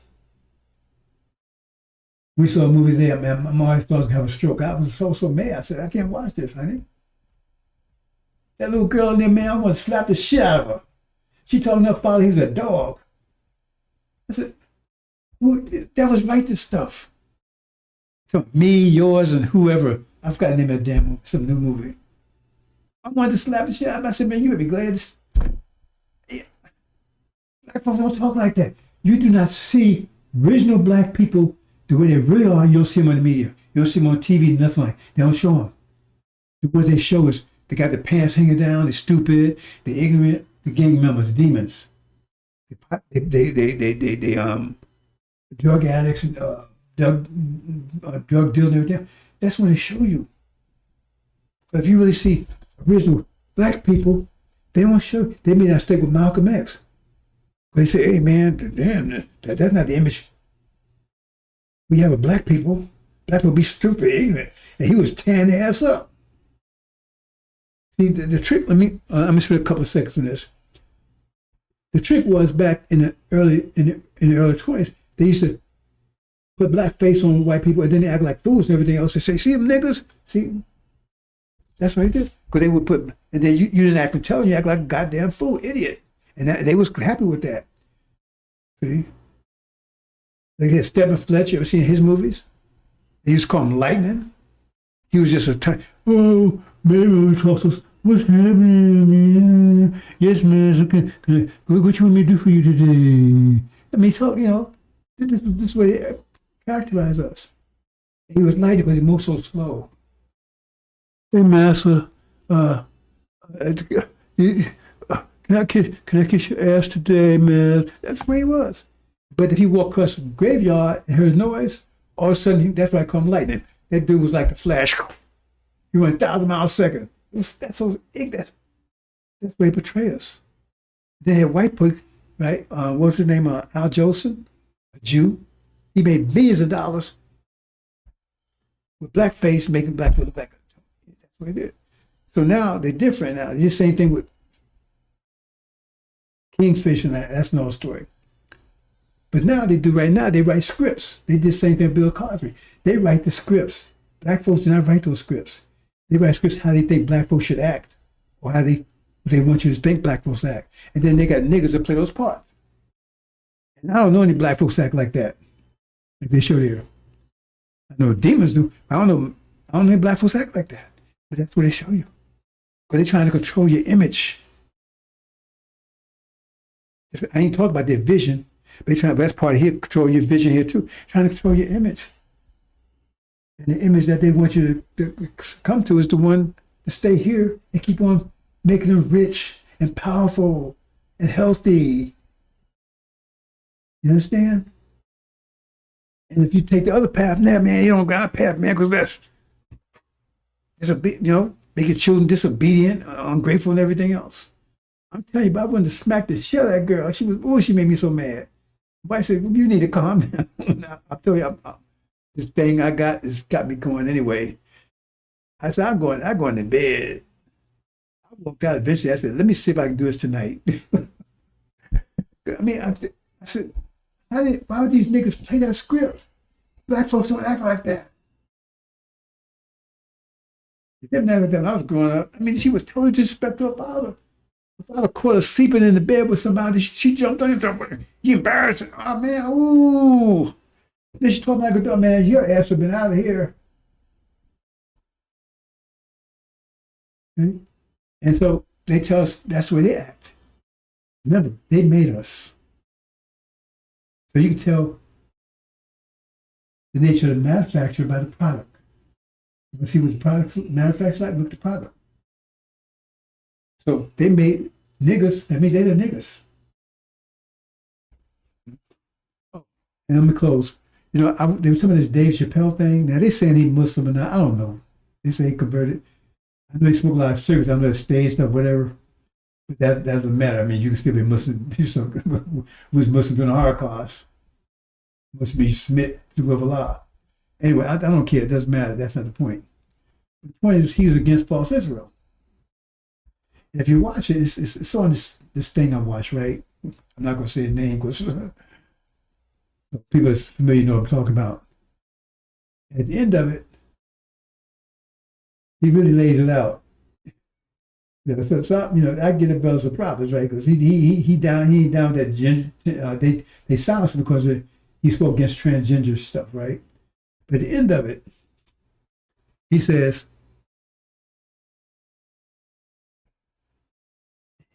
they're trying to silence people. They're coming after people. They said, they come after me, they get me.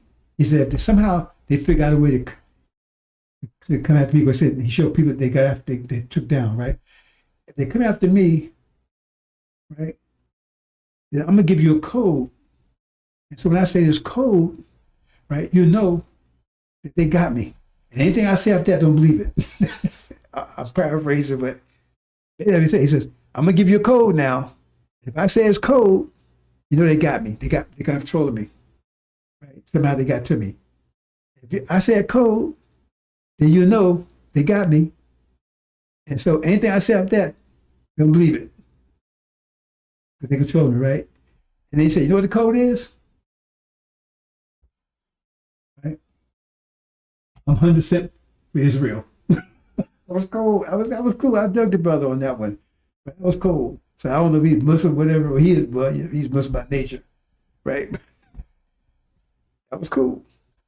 Check it out. That was the last part. Then he says, if I say I'm down, I forgot exactly what he said. If I'm down for Israel, then you know, right? That's the code. If you hear me say that, don't say anything I say after that. It's all bullshit. And then threw the mic down and walked off. It was cool, right? So. And then I saw the one about the girl. That's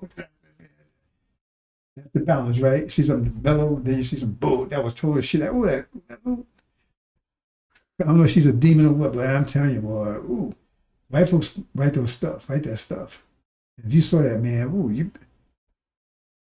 I got some doors that off the page, but I don't think they go that far, not dealing with me, because they would be, I'll leave that alone.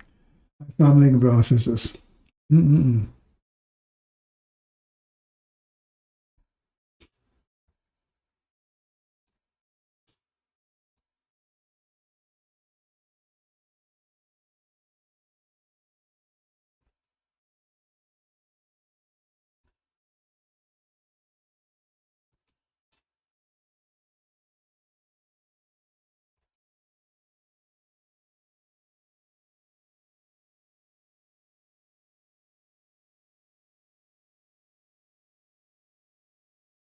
We have a lot of that going on, but we're taking care of our farmers. We can't let our farmers not have anybody, these people, you can't replace them very easily. You know, people that live in the inner city are not doing that work. They're just not doing that work. And they've tried, we've tried, everybody tried. They don't do it. These people do it naturally. I said, what happens if they get it to a farmer the other day? What happens if they get a bad back? He said, they don't get a bad back, sir, because if they get a bad back, they die. I said, that's interesting, isn't it? Well, you heard that. Donald Trump is a believer in eugenics. He believes that white people are the superior race. And inner city is code for black people. And he believes black people cannot now work on the farms. I guess they're not good enough for that. So Hispanic people can do it because they have the backs for it. This is what this man is saying out loud in interviews. He is a racist. It's been proven time and time again. The man had Mein Kampf on his bedside table that he would read at night. Enough to let you know where he stands on that. Just more outrageous, racist things from Donald Trump. They want to arrest those who can do the farm work well until their backs give out. And then he'll probably ship them to El Salvador or some other country. Just more vile statements from the president and let you know where he stands.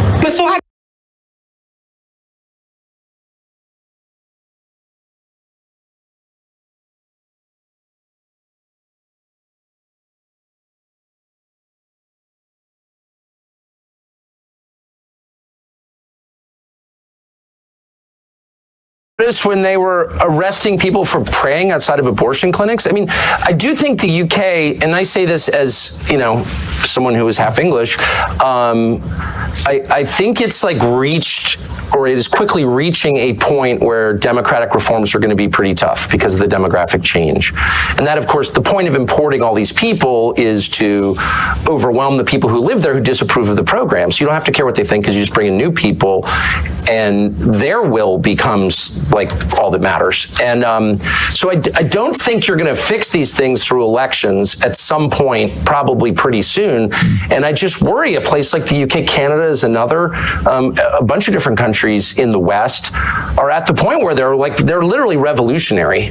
They are poised for revolution. And as someone who really doesn't support revolution and hates violence and hates civil war above all, I'm worried about that. I mean, I don't see how this is fixed. Starmer, who's, you know, he's just an instrument of larger forces, but he's a poisonous character, obviously, who's really hurt your country. He's in there for, what, 4 more years? And so you wonder, like, people are going to start to get really radical in a scary way. Like, I think this is going to happen. And the people in charge don't seem to care. Well, you're already seeing it. You are seeing the anger beginning to manifest itself, and I completely understand the anger. I don't like you. I abhor any form of violence, but I do understand the anger when you have, you know, Keir Starmer campaigned on, I'm going to smash the gangs that allow these little boats to come over the channel, delivering tens of thousands of people illegally into the country, and they then get put into these so-called asylum hotels where they're given a pretty good lifestyle, certainly a far better lifestyle than many people really struggling at the moment in the UK.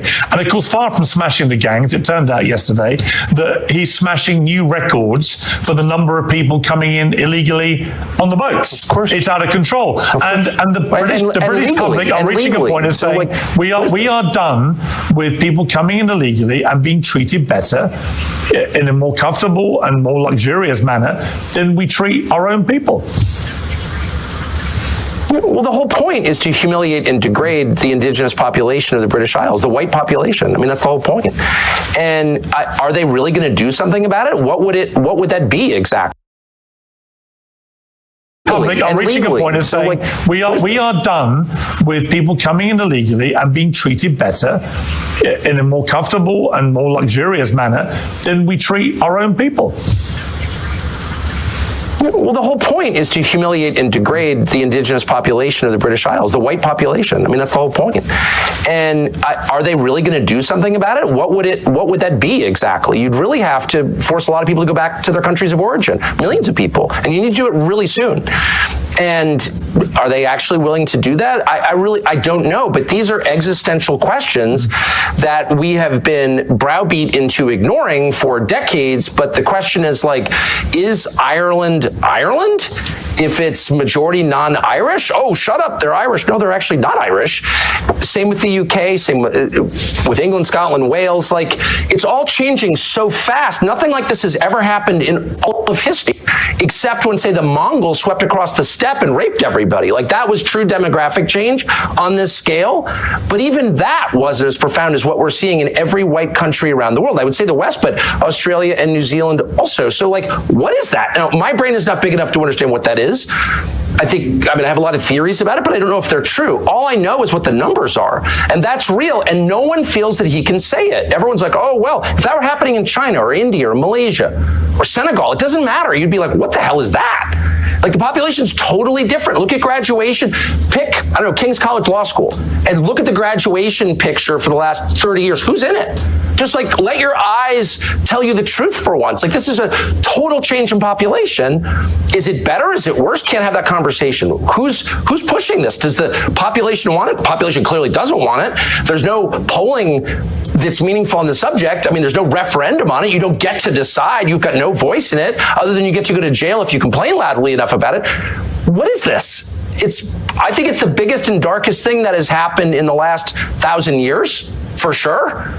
And I think it's leading somewhere really, really bad. It's not happening by accident, that's obvious, because it's only happening in white countries. I mean, I think that... Oh, shut up, white supremacist. Well, in fact, I'm not a white supremacist. Well, I'm just noticing what the hell's going on. I think most people I've spoken to about this in the UK, most people have always viewed the UK to be a very tolerant, multicultural, cosmopolitan place to live. That's why so many people want to come here. And people have no problem with that. And it's been very successful for a long period of time. But it's multicultural? What does that mean? We have a lot of different people from different countries, different cultures, and it's always worked historically. So is Sharia law in a multicultural country, is Sharia law What does that mean? We have a lot of different people from different countries, different cultures, and it's always worked historically. So is Sharia law in a multicultural country, is Sharia law every bit as valid as English common? No, people don't want Sharia law here. No. A lot of people do.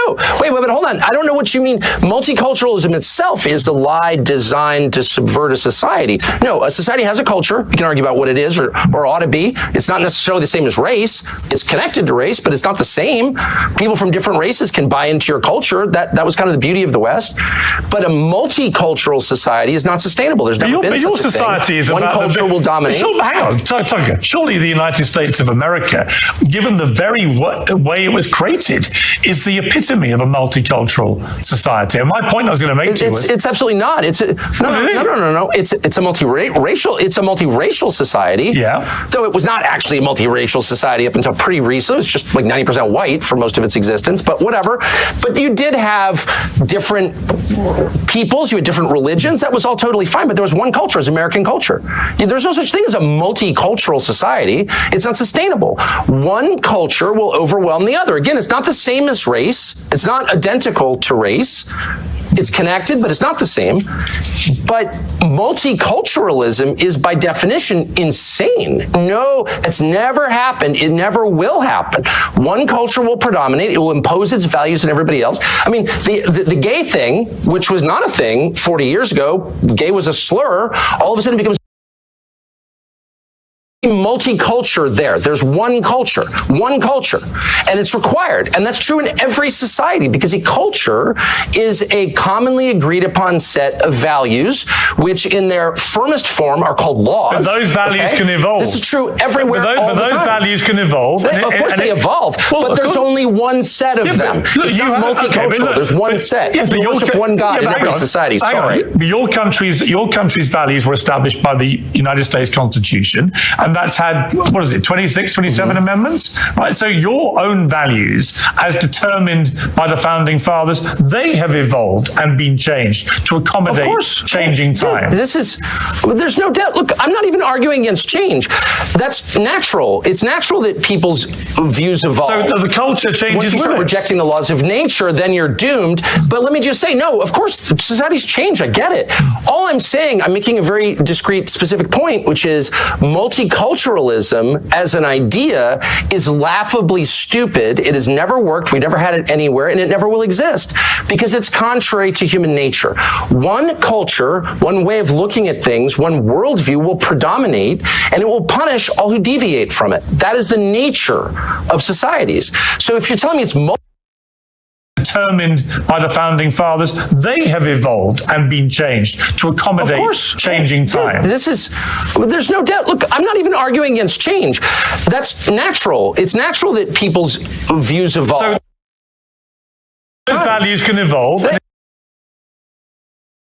There's one culture, and it's required. And that's true in every society because a culture is a commonly agreed upon set of values, which in their firmest form are called laws. But those values can evolve. This is true everywhere. But those values can evolve. Of course they evolve, but there's only one set of them. It's not multicultural. There's one set. You worship one God in every society. Sorry. But your country's values were established by the United States Constitution, and that's had 26, 27 amendments? Right. So your own values, as determined by the founding fathers, they have evolved and been changed to accommodate changing time. There's no doubt. Look, I'm not even arguing against change.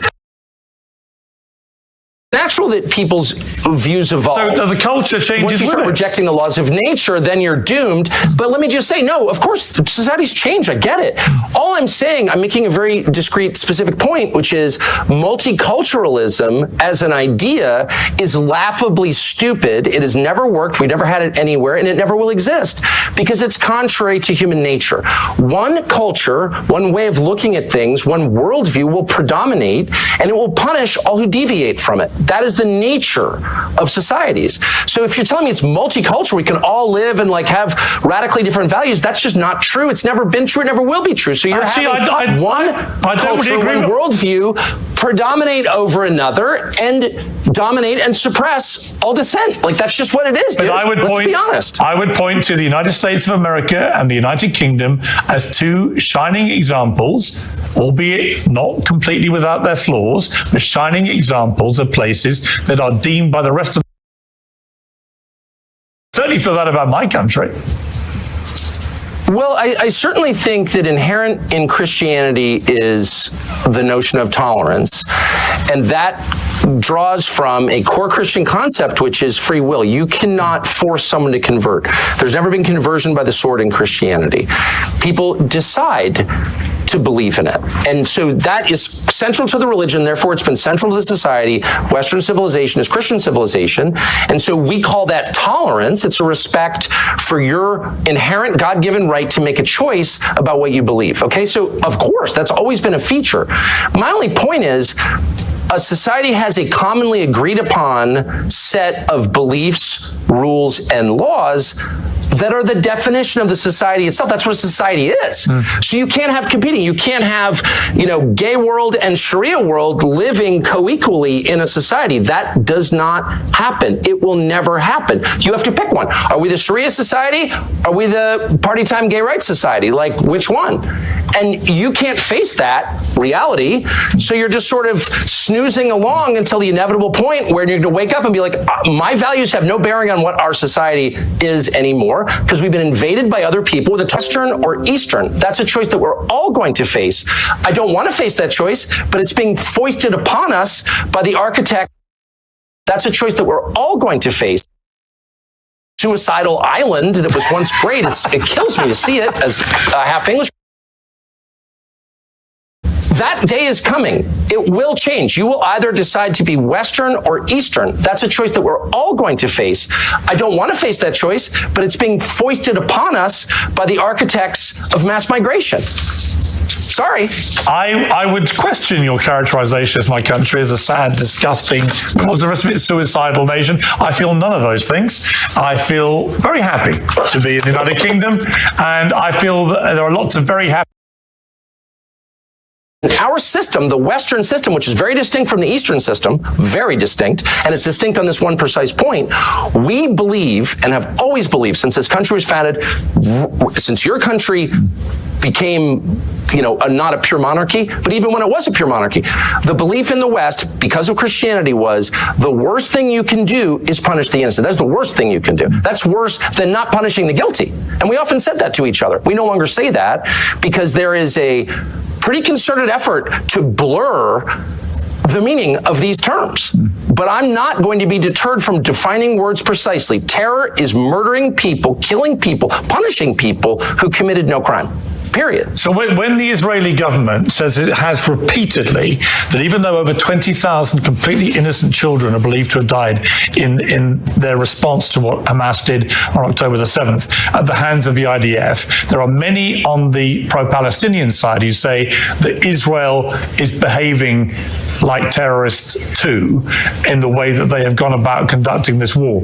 Would you go as far as to say that? One of the things that I really object to now is this relentless focus on Israel, which, by the way, is a foreign country that I have nothing to do with.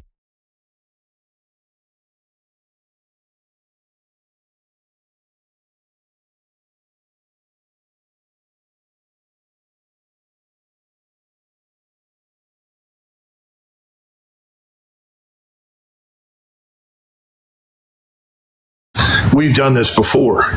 Now, maybe today things are different, and we will end up living in a nation that is sharply divided and may ultimately produce something else. But I'm an American. I love my country. I want to see it stay together. I'm interested in social cohesion, which means that I think our laws, customs, and culture have to be dominant. We can accept some diversity on the edges, but not fundamental division. I think we're in a state of fundamental division. So when I bring up Sharia law, I've sat in many discussions with many people that said, well, I don't care what people look like, but I do care about Sharia law, and I don't want that practiced anywhere near my family or in my country. And that's something you should be aware of. So the notion that someone can come here and say, well, that's part of my religion and we're going to abide by Sharia law, they're going to find serious resistance and opposition in the country. That's and as I clarified, It's because it matters. It's this thing we call societal cohesion. Nations do not exist on their own. They have a core population. Our core population from the very beginning was always at least 80% European and Christian and about 15 to 20% African. But when you start bringing in huge numbers, millions, who are fundamentally different from the core population, you are going to get violence, anger, and conflict. How many times have you heard people say, if you bring people in from the developing world, what do you get? The developing world. And now we've got that.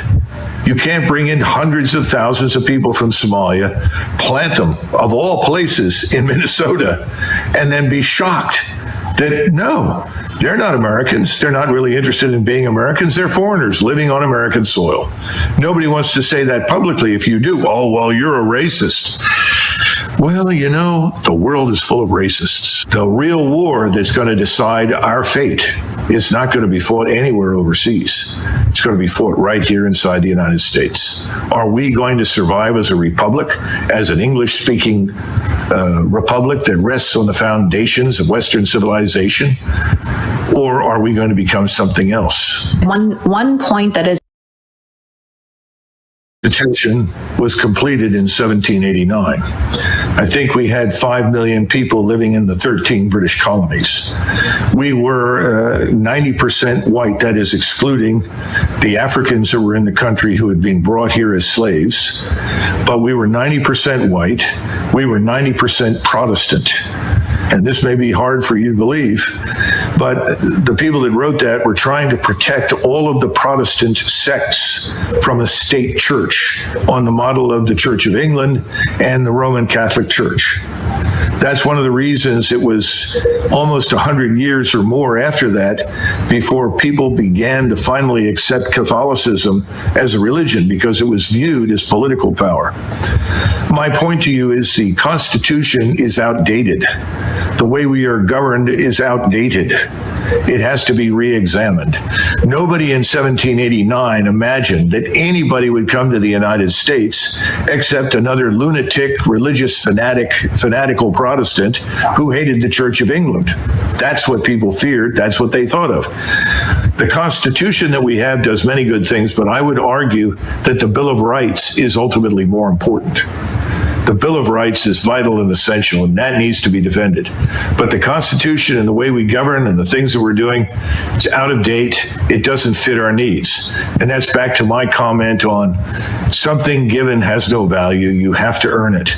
And we haven't made anybody earn their place in this country. I'm talking about people like me that have been here forever. My first ancestor stepped off the boat in 1681. So we've got to get back to some notion of national service, because national service promotes national integration.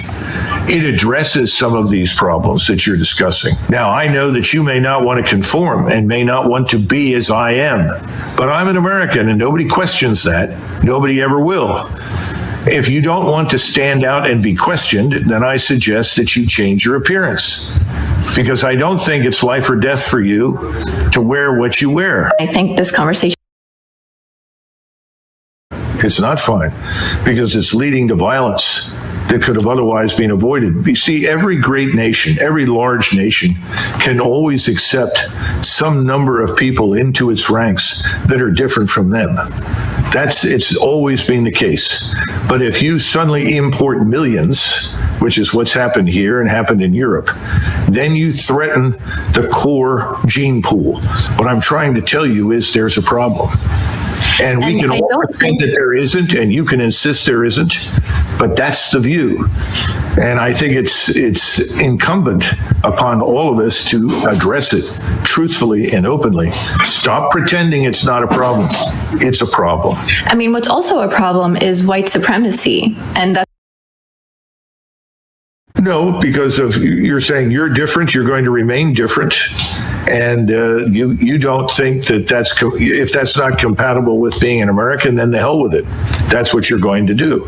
Well, then what do you make then of, white American people who convert, let's say, to Islam and choose to cover? Are they not American anymore? Listen, if they want to do that, that's obviously their business. I don't know how many are out there that do that. I think again, it's ill-advised. I think you have to hold the society together. There has to be an agreement on certain things, customs, culture, way of life. And unfortunately, if you're going to practice rigidly a brand of Islam that demands certain things, and this is why I asked right off the bat, do you support Sharia law? I'm a Muslim. What being a Muslim means is I follow the guidelines of my religion, which is a peaceful. Does your religion dictate to you Sharia law? My religion dictates to me to be a good human being, to be good to my neighbors, to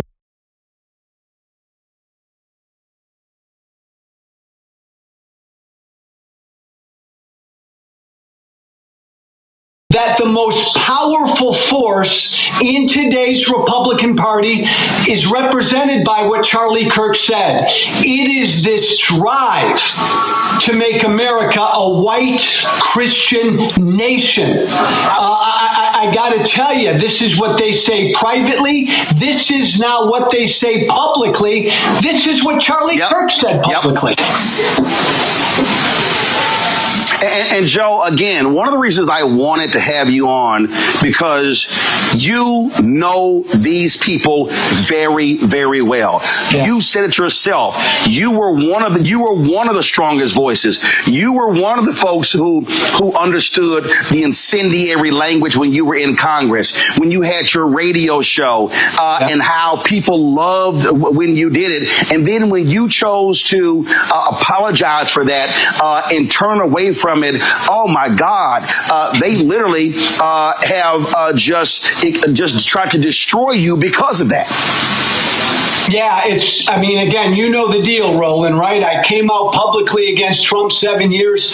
For 7 years, I put up with death threats on a regular basis. Nobody is welcome in that party unless you bow down to what this force is, this MAGA force. And again, look, there have been some people on the left who've celebrated Charlie Kirk's murder. Shame on them, be better people. But this is much worse, Roland, what my former friends are doing on the right, because they are turning this into a holy war. When you say we declare war on the left because of what some 22-year-old young guy did in Utah, and then you declare war on the whole left, that's a lot worse than celebrating Charlie Kirk's murder, because that's dishonest, but that's also inciting hate and violence. And Roland, look, Trump's an idiot. So yeah, Trump says the left, the problem in the country is the left. J.D. Vance is not an idiot. What did J.D. Vance say today, right? He was subbing for Charlie Kirk on his radio show, and he spent the entire show going after the left, going after them, they, them. Man, Democrats need to wake up, Roland. This is a really serious deal by my former colleagues. The stuff that I hear privately from them right now, Roland, for the last 5 days, I mean, they want to go to war. This is a holy war. Oh, it absolutely is. And what really jumps out at me on this very thing here, Joe, and I've been saying this, I played the speech 2 weeks ago that mainstream media just ignored, of Missouri Senator Eric Schmidt, who gave a speech at NatCon, Peter Thiel's group, where he literally gave a white nationalist speech, where he said our ancestors fought for this country to be our yours and no one else. He was talking about white people. He was basically saying if you are black, Latino, Asian American, or even Native American, America is not for you. And folks just ignored it. And so people need to understand, again, what they're saying, why they're saying it. And yes, there are many evangelicals, any very conservative white Christians who are pushing this as well. And you nailed it. They want a holy war. They want a race war. They want this to be a white country. It is clear as day. And Roland, really important point. Charlie Kirk at only 31, the impact he had because he was one of the most successful pushers of this white Christian nationalistic idea.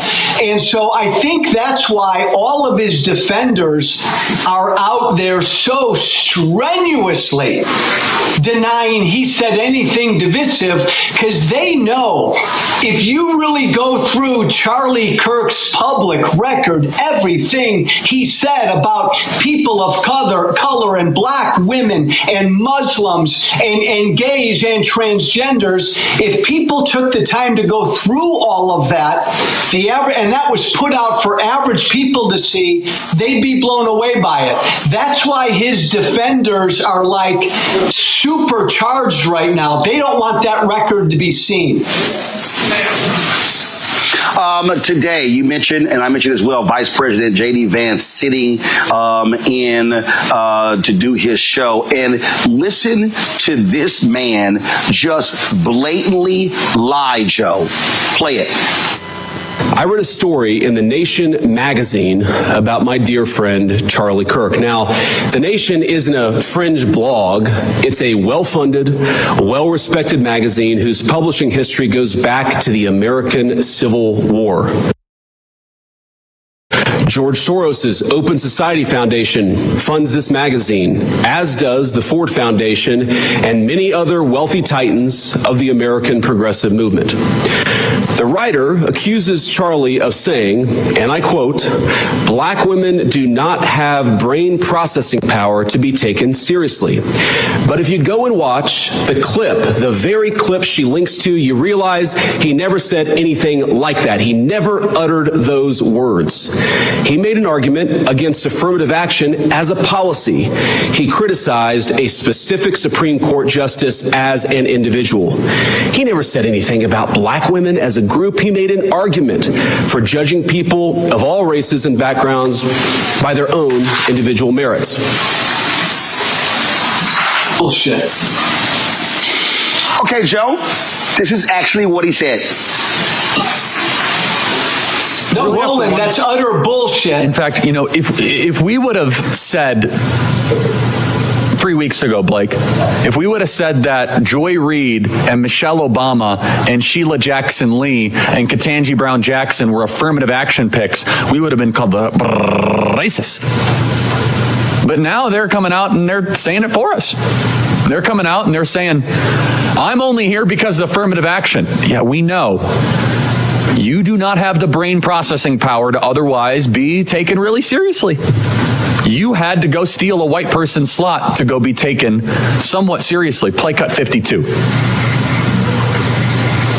But I rise today as a clear recipient of affirmative action, particularly in higher education. I may have been admitted on affirmative action, both in terms of being a woman and a woman of color. All right, Joe. He literally said it. Not only that, Vance lied. Soros does not fund the nation. So he sat there and flat out lied. And Roland, remind me, what's J.D. Vance's job? He's the vice president, and yet he had time today to do a radio show for a former right-wing podcaster. I mean, look what they're not even, Roland, they're not even subtle about it, what this White House is doing. They believe, man, the path to victory is fear, hate, and division. And that's what they're putting out there. That was Charlie Kirk literally going after 4 accomplished black women by saying they didn't have the brain power to get where they got. This is what he believed. And this is what MAGA believes. And that, again, Roland, broken record, that's why Charlie Kirk was so damn successful, why he had such a big audience. Yeah, and not only that, you take Nick Fuentes, who's to the right of Charlie Kirk. The night of or the day after Kirk was shot and killed, Fuentes had 200,000 people watching him live. And so what you have this fervor. And so when I listen to Trump and Vance and all of these people talk about, how the left, they're indoctrinating. No, and you know this very well, the indoctrination. We've had people who formerly with Turning Point USA put out videos talking about how it was really this cult-like figure, this messianic figure, as they sort of set Kirk up as, and how they want them to follow that. And so that's what's going on here. These people are not trying to have open dialogue. And not only that, Joe, you take Trump, okay? Trump was very clear in saying he was not going to call Governor Tim Walz after those 4 folks were shot in Minnesota. 2 were killed, including former Speaker of the House and her husband. Now today he's saying, he never even heard of Melissa Hortman, and if the governor had asked him, he would have, of course, lowered the flags to have staff. I'm sorry, he's also lying. He knew about her. He knew about the shooting, but he was so arrogant that he said, 2 Democrats, a Democrat Speaker of the House shot and killed. Yeah, I don't care, but lower the flags to have staff with Charlie Kirk. Flies body on Air Force 2. Do a memorial service at the Kennedy Center. Do another one at the Arizona Cardinal Stadium. Give him the Medal of Freedom. And I'm telling you, they're going to give him a state funeral. That's what you're seeing right now.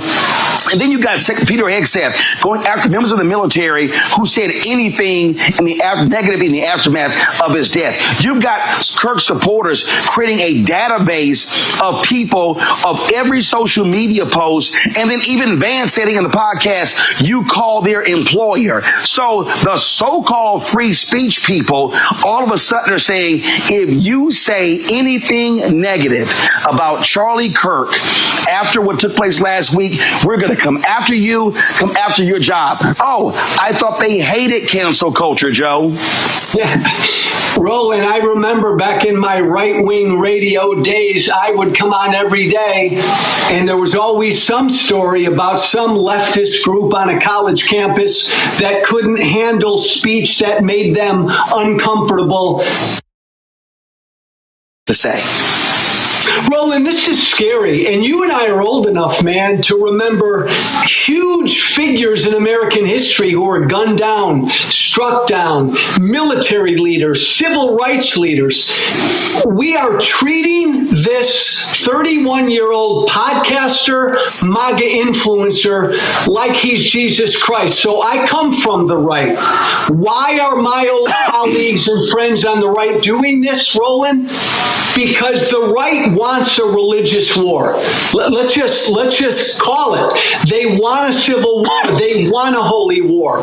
That's why they're putting him up to be some Jesus-like martyr.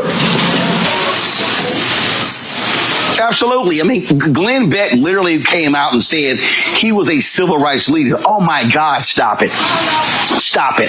I've seen people say, I've seen a lot of these videos, I'm leaving my church because my pastor did not mention him. This was a Christian warrior. And let's just be clear. You said it, white Christian nationalists. It's slaveholder religion. We heard a lot of this stuff during slavery, during Jim Crow, things along those lines. And this whole idea about, oh no, it was about debate. It was about, exchange of ideas. I mean, come on, let's just stop it. And so we see what's going on here. We see the games that are being played. And then what gets me, Joe, is this whole deal of, oh my God, the left, how they indoctrinated him and the accused killer going to a university. The dude was at a university for one semester, Joe. You're trying to tell me that one semester at a mostly white institution in Mormon, Utah, which is not a liberal bastion, somehow just radicalized him? I mean, it really is showing folks the hand they're trying to play. Yeah, and I think even on top of that, Roland, I think it was like some technical school. So it wasn't some crazy liberal arts school for a semester. Look, cut through all the BS. The Speaker of the House, Mike Johnson, has publicly said that America should be a white Christian country.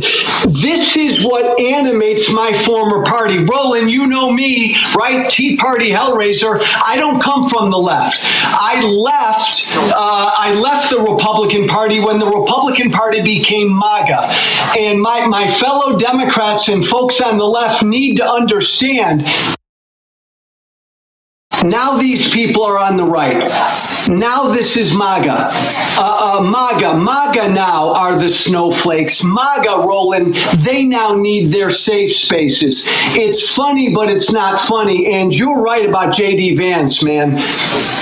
He just flat out lied.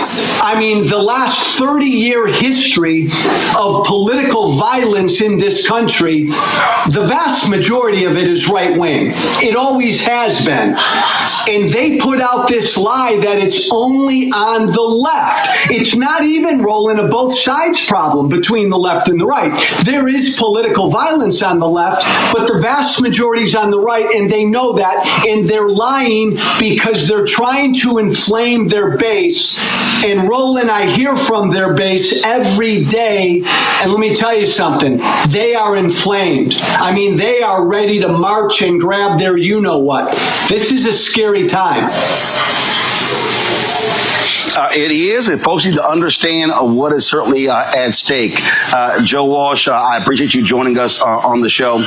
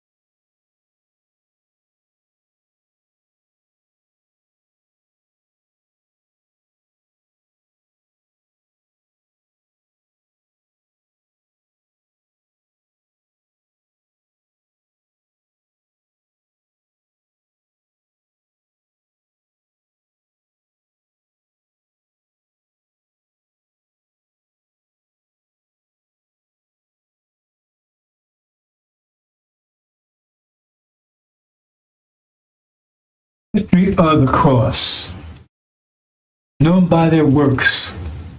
What's the history of the cross? 500-year history of the cross.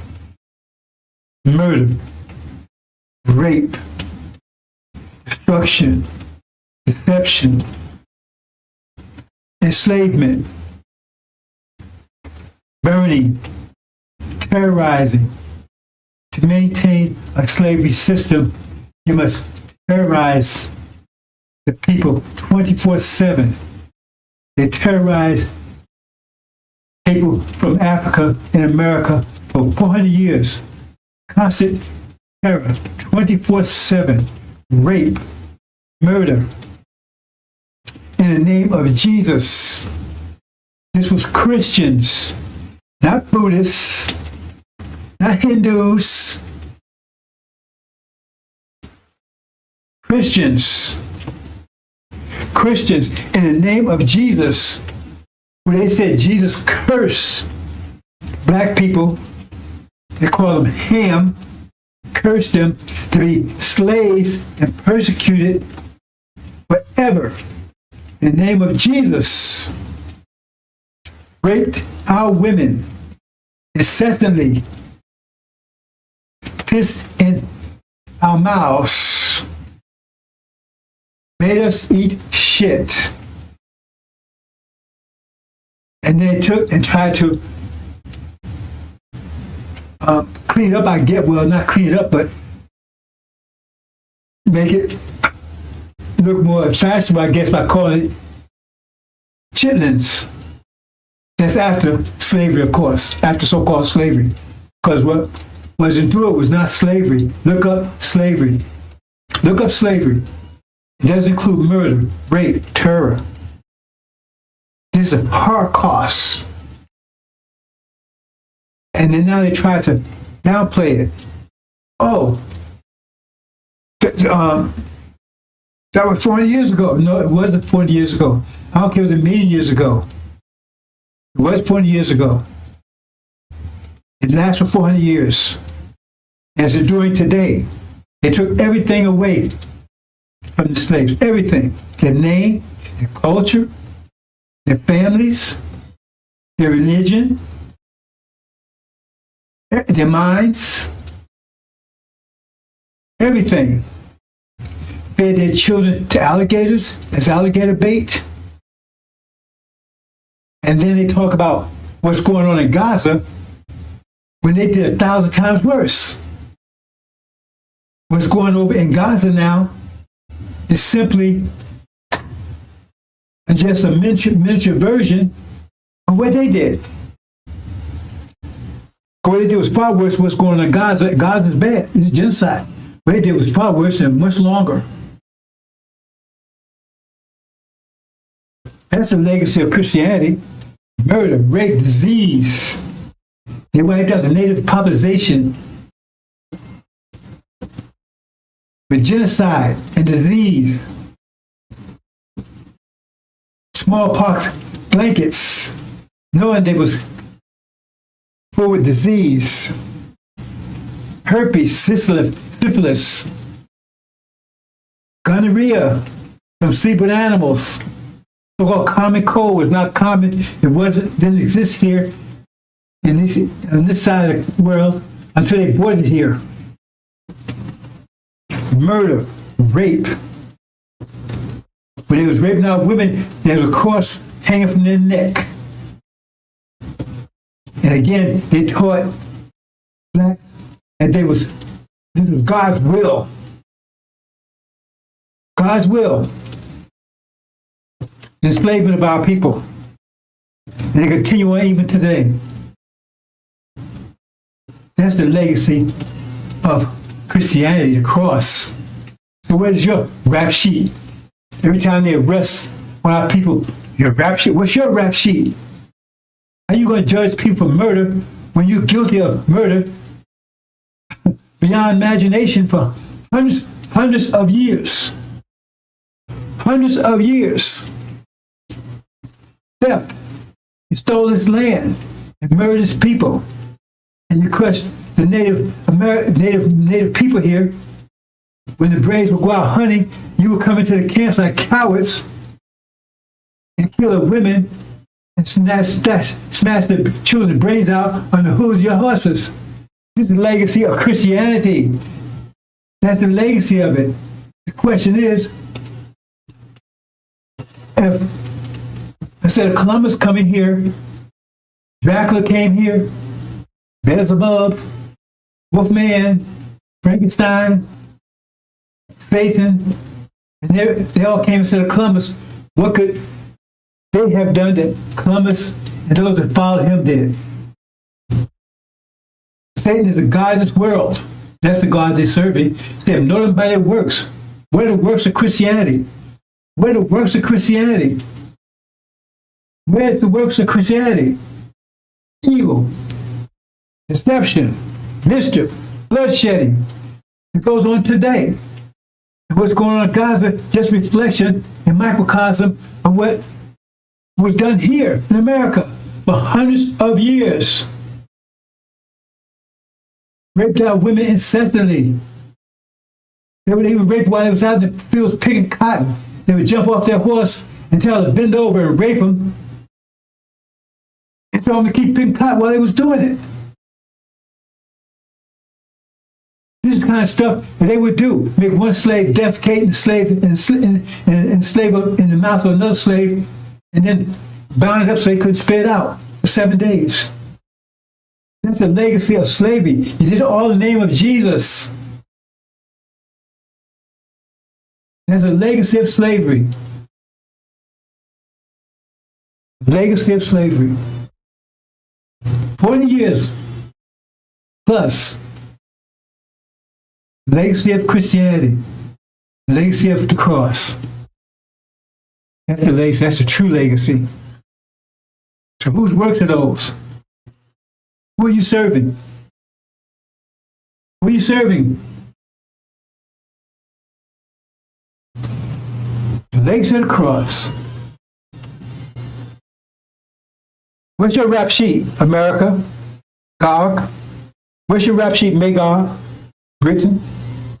Where's your mateship? Where's your rap sheet? Antichrist, false Israel? Where's your rap sheet? Then they colonized Africa. They're stealing for ripping off everyone. It's the legacy of Christianity. It's been ruling for over 500 years. And now, the threat of nuclear war to finish off everything. That's a legacy of Christianity in the name of your Jesus.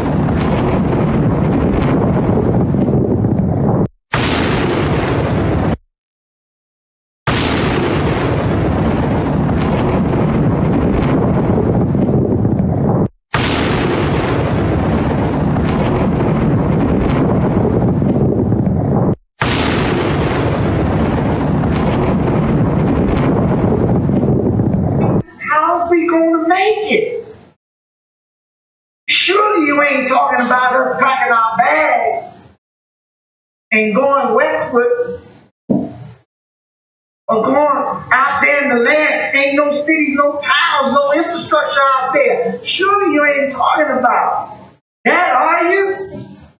No. We ain't going back to Africa. No. This is your land. Our sweat, our tears, our blood has earned us the right to the land. What God wants you to do is come out of their ways. Come out of their pagan holidays, where you should be honoring Jesus. You are out here buying bunny rabbits and inviting your children to paint eggs for some Easter hunt. Come out of her.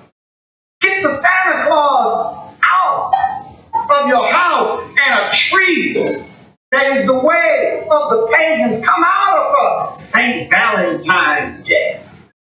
The heck is that? Excuse me.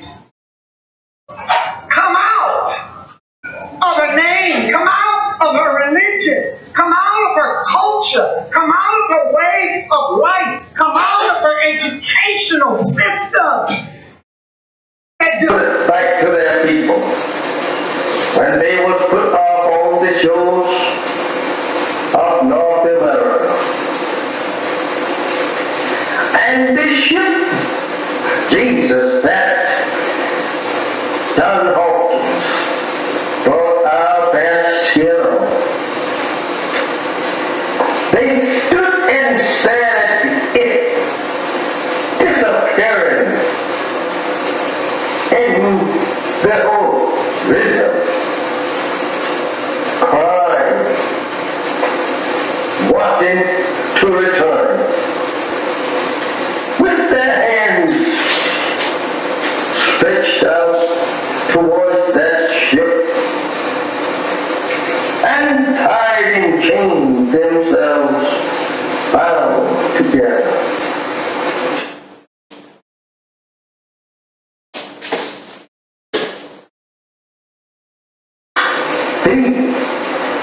And when they was put off on this memorable shows, they stood there staring at that ship that brought them to a strange land and a strange people who could not speak either one's language.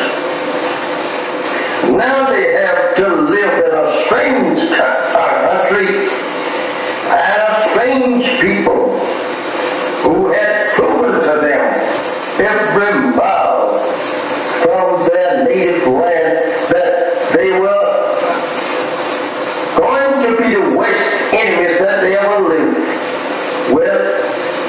They were going to be the people that would destroy them.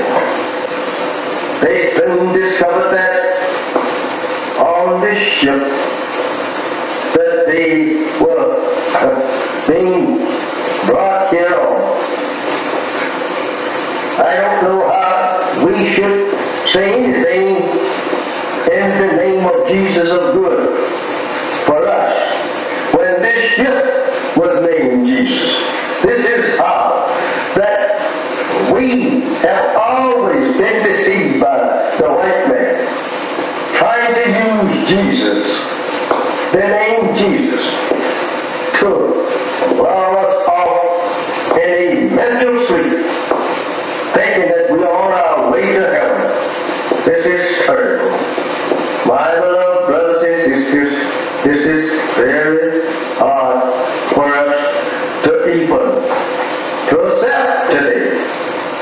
Imagine our parents standing crying to return to their native land and people, and you here today crying to stay with the very enemy that brought our fathers in subjection to their will.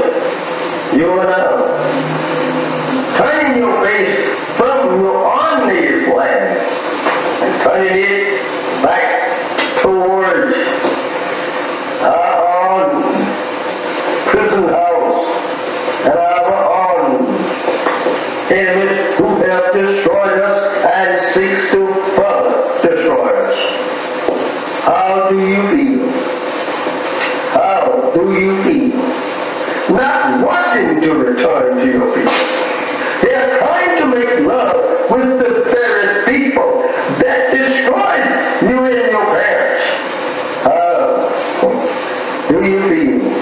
acting such. And even today, they are beating and shooting you down throughout the country.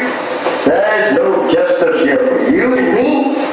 Why is it that you want to be separated and be returned to your own?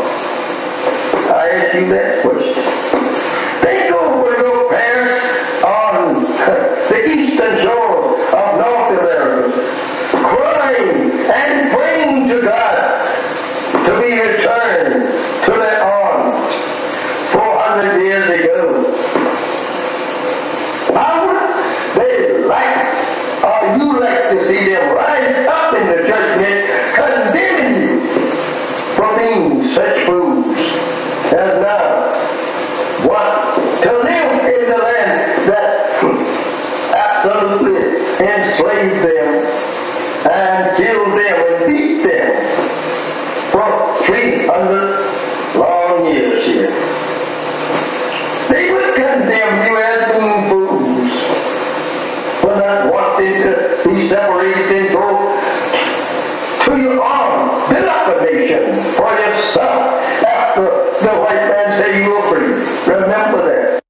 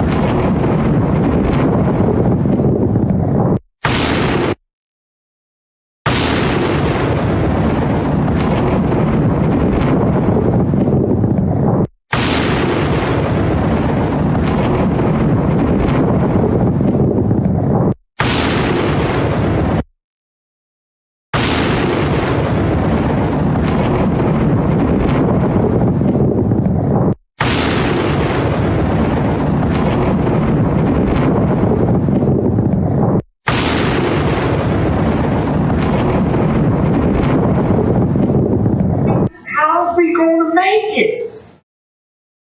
Surely you ain't talking about us packing our bags and going westward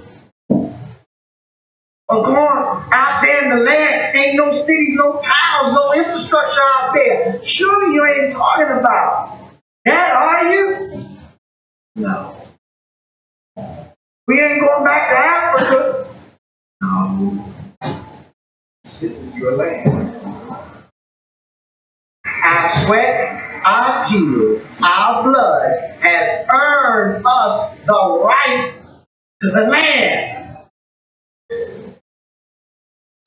What God wants you to do is come out of their ways. Come out of their pagan holidays where you should be honoring Jesus. You are out here buying bunny rabbits and inviting your children to paint eggs for some Easter hunt. Come out of her. Get the Santa Claus out of your house and a tree that is the way of the pagans. Come out of her. St. Valentine's Day. The heck is that? Excuse me. Come out of her name. Come out of her religion. Come out of her culture. Come out of her way of life. Come out of her educational system. Back to their people. When they was put off on the shores of North America. And the ship, Jesus, that John Hawkins brought our best hero. They stood and stared at it disappearing in the old rhythm, crying, wanting to return, with their hands stretched out towards that ship, and tied in chains themselves, bound together.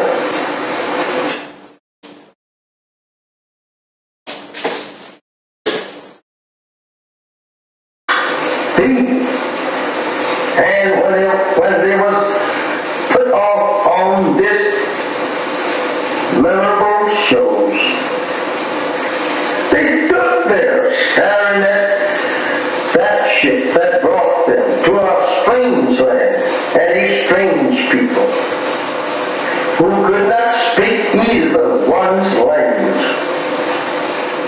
Now they have to live in a strange country and a strange people who had proven to them every mile from their native land that they were going to be the worst enemies that they ever lived with. They were going to be the people that would destroy them. They soon discovered that on this ship that they were being brought here on.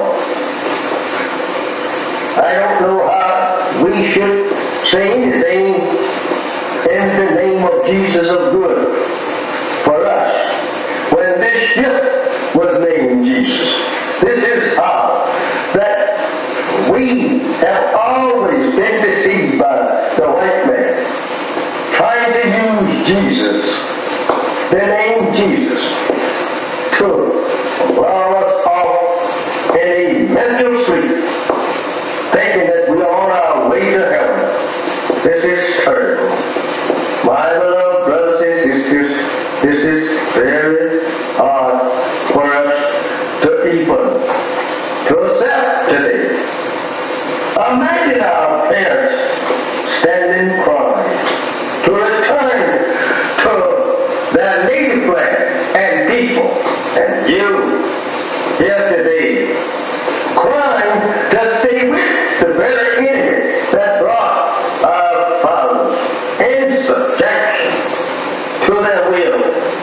you are now turning your face from your own-native land and turning it back towards our own prison house and our own enemies who have destroyed us and seeks to further destroy us.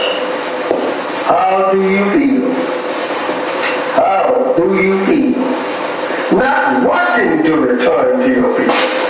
They are trying to make love with the very people that destroyed you and your parents. How do you feel? Acting such.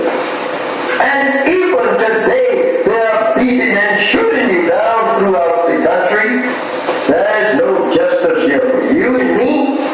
Why should not you want to be separated and be returned to your own?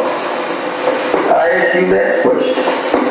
Think over your parents on the eastern shore of North America, crying and praying to God to be returned to their own 400 years ago. How would they like, or you like to see them rise up in the judgment, condemning you for being such fools as now want to live in the land that absolutely enslaved them and killed them and beat them for 300 long years here. They would condemn you as being fools for not wanting to be separated and go to your own, build up a nation for yourself after the white man say you were free. Remember that.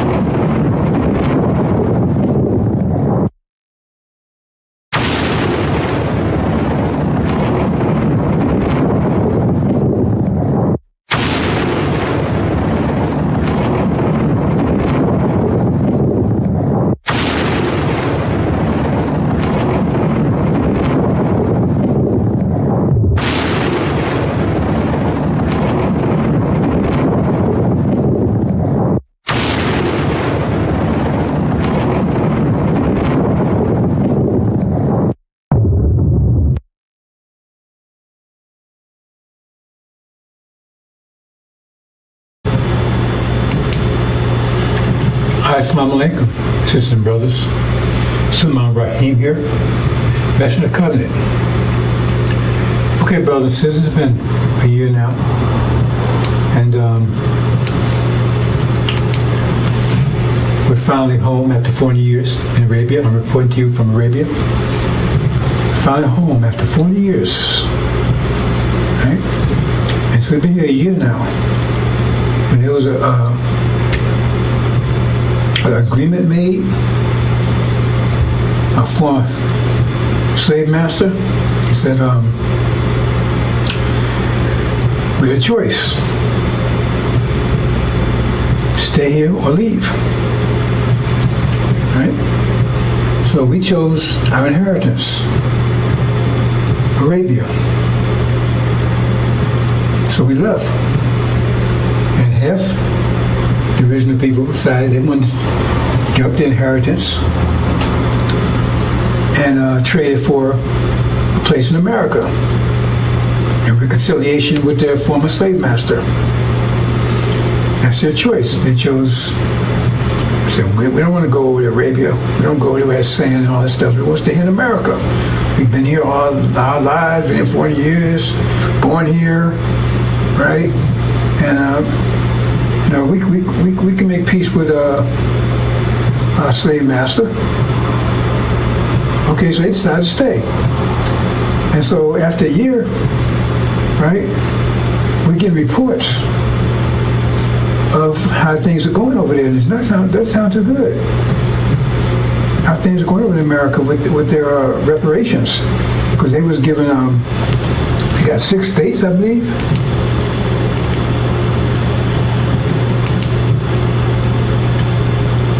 Yeah, see? Yeah. Yeah, they got those 6 states right there. That's what FARRACON told them. They was following, listen to FARRACON. FARRACON promised them. They stay there, 6 states, right? Had their own land. And they can make reconciliation with the former slave master. They're not devils. They're not devils. They're human beings. They just had a rough,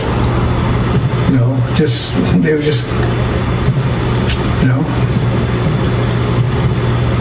did some things wrong, but now they're going to make amends and make reparations. So 6 states, and in addition to that, they gave everybody $1 million. Everybody stayed $1 million. Okay? Say, thank you, FARRACON. They're so happy. Thank you, FARRACON. Thank you, FARRACON. Man, you got 6 states. That's what you promised us. We got 6 states. They're thanking you. Thank you, FARRACON. Right? And this was a year ago. They got the 6 states. Thank you, FARRACON. Right? Everybody got $1 million. Everybody $1 million. And they're rejoicing. Oh man, they're so happy. Hey, we made it. We got America, man. We got reconciliation for a master. We got 6 states. Everybody got $1 million. We're all rich. That was a year ago when we left. So we're in Arabia. They're still back there in America. And now we're getting reports a year later. This was the way it was a year ago, man. They were so happy. They were so happy. Right? And now we get reports of what's going on right now. Let's see. Oops, it says a power failure. Great power failure in those 6 states. Power failure.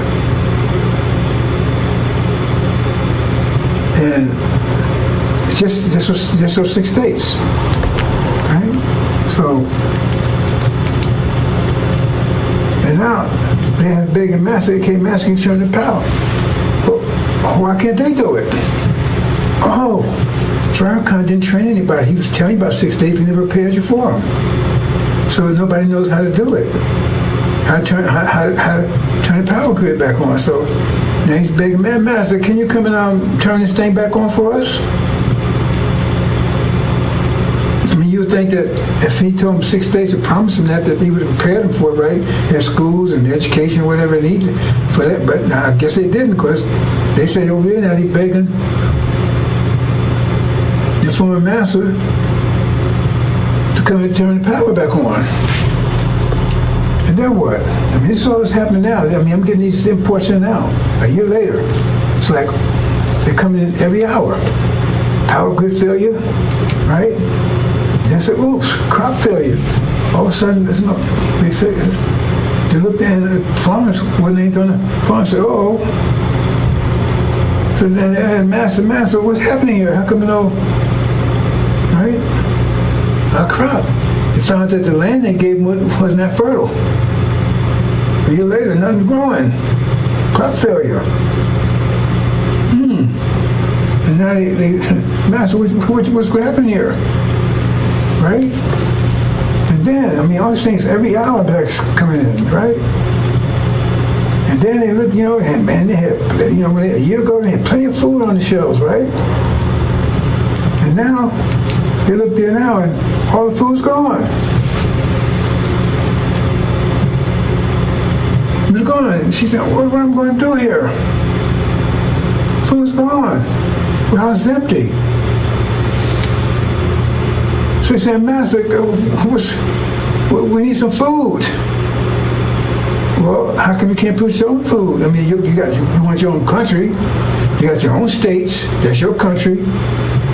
Then you run it. What are you calling us for? Right? And so they've been praying. And then, oops, no fuel. There's master, no fuel there. Well, you got to buy your fuel. You got to produce your own fuel. What you calling us for? You got your own 6 states now. What you calling us for? Go and get some fuel. You got money, right? You got your own states. So you got to get your own. What you calling us for? You said you wanted your own, so now you got it. And you got your reparation, so we don't owe you anything anymore. We don't owe you anything anymore, so what you calling us for? We don't owe you anything. You said you agreed to 6 states and $1 million per person. You took that instead of your inheritance, what you call the Abrahamic covenant, Arabia. You know, your brothers and sisters, they left. They took that was offered to them. They took it, and you said no. I want this instead. So now you got it. So what you calling us for? Oh, no communications. Oh man, no communications, right?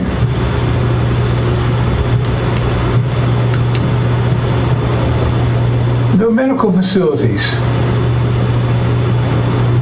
So what's going on, Master? Wait a minute, hold on.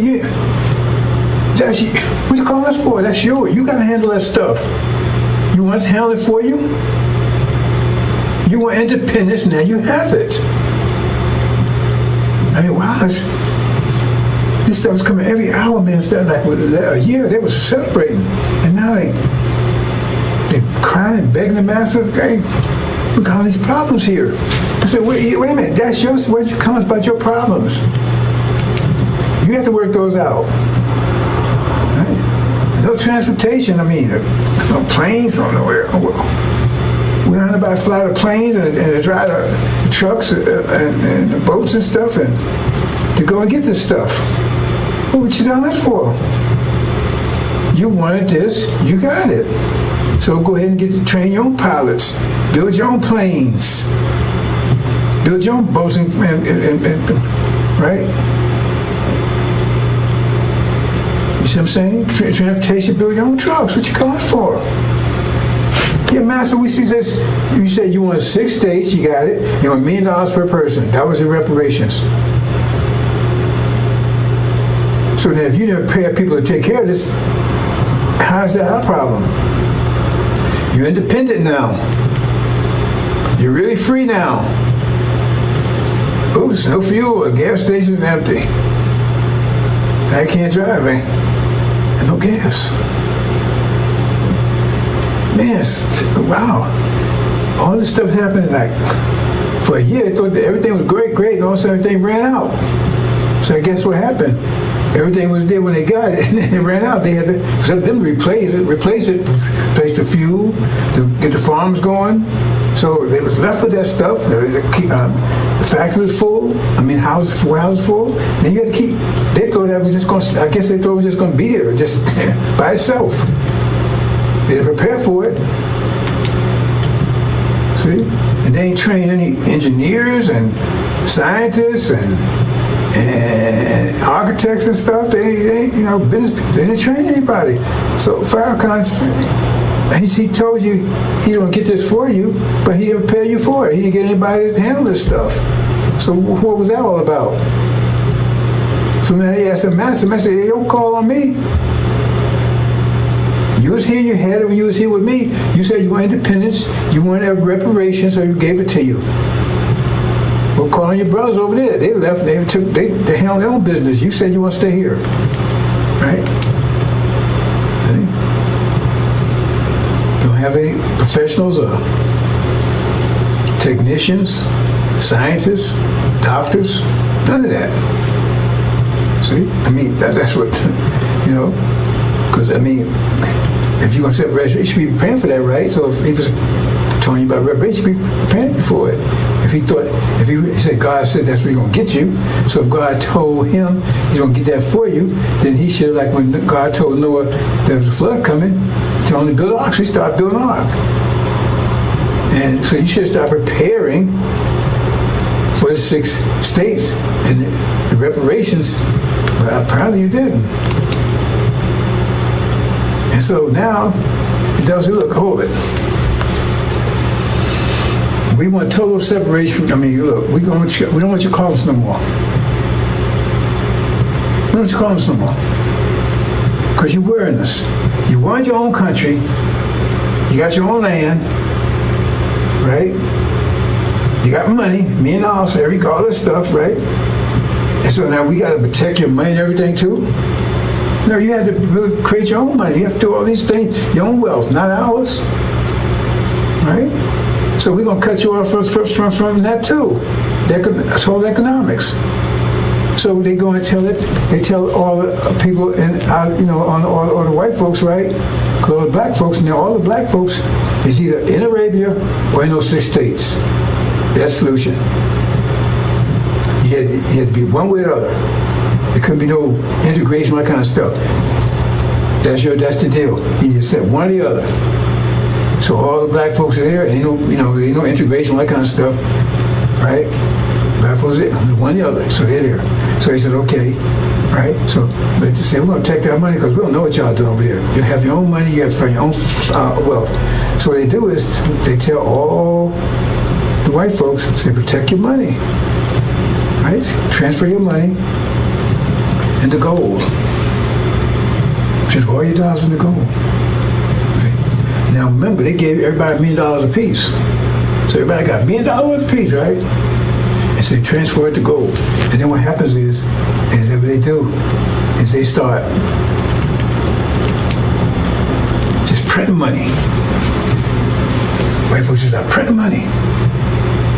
You understand what that means? That's inflation.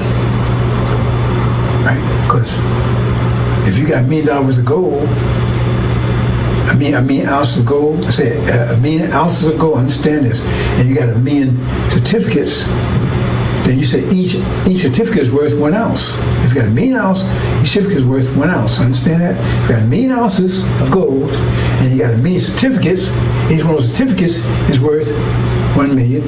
If you want to say trade with the certificates, each one of the certificates is worth 1 ounce of gold. Right? But if you take and print, you say you got 1 million ounces of gold, and you got 1 million certificates, each one. But say you print twice as many certificates, you got 2 million. Well, then each certificate is only worth 50 cents now, because you got to connect that to the gold. Well, you print 4 times, then each one's worth a quarter. So the more you print, the less they work, because those certificates has to equal what the gold is. You understand? So the more you print money, the less, right? The less they're worth.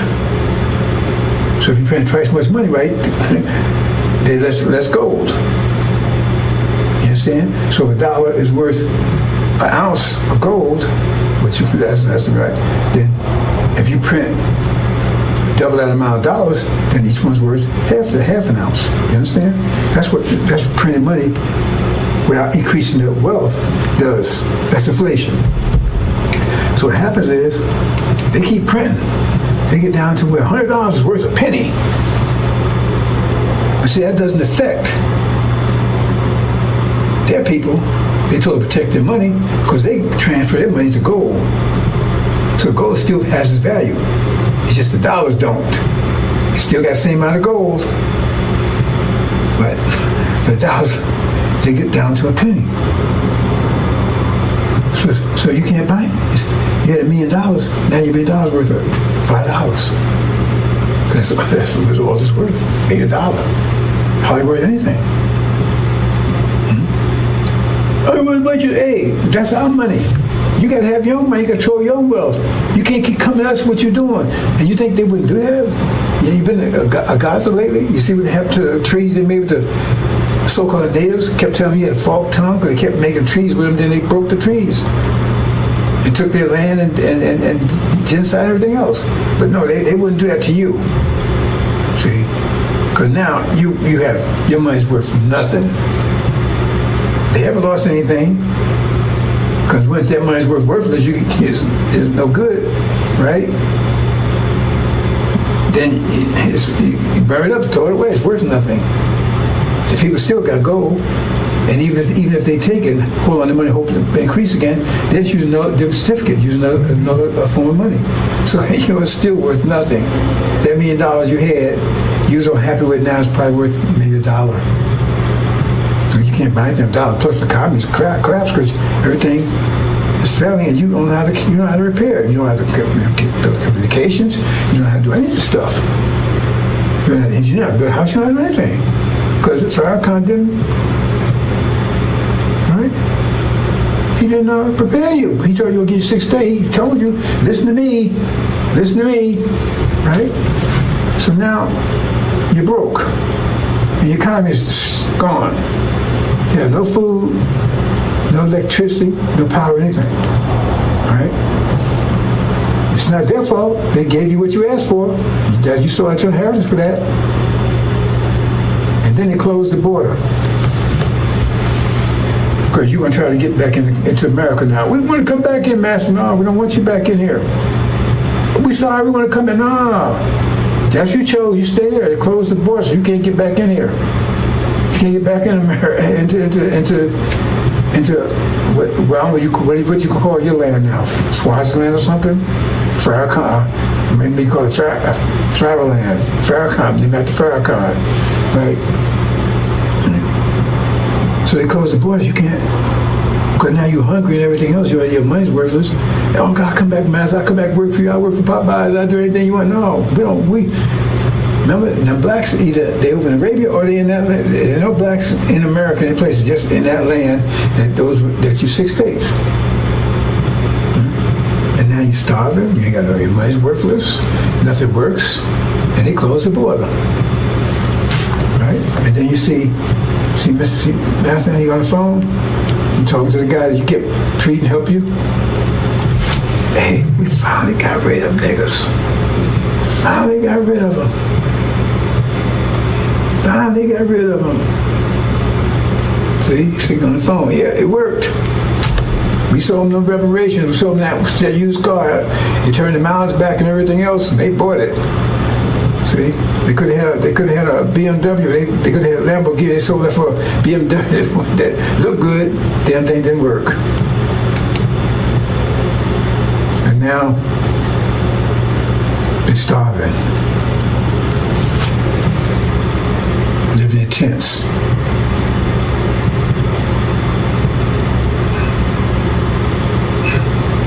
Praying.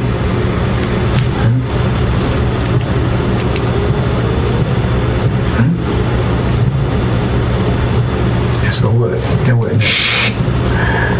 What we gonna do, FARRACON? What we gonna do, FARRACON? You told us to take reparations, so we did. But they gave us everything we asked for. What we gonna do, FARRACON? What we gonna do?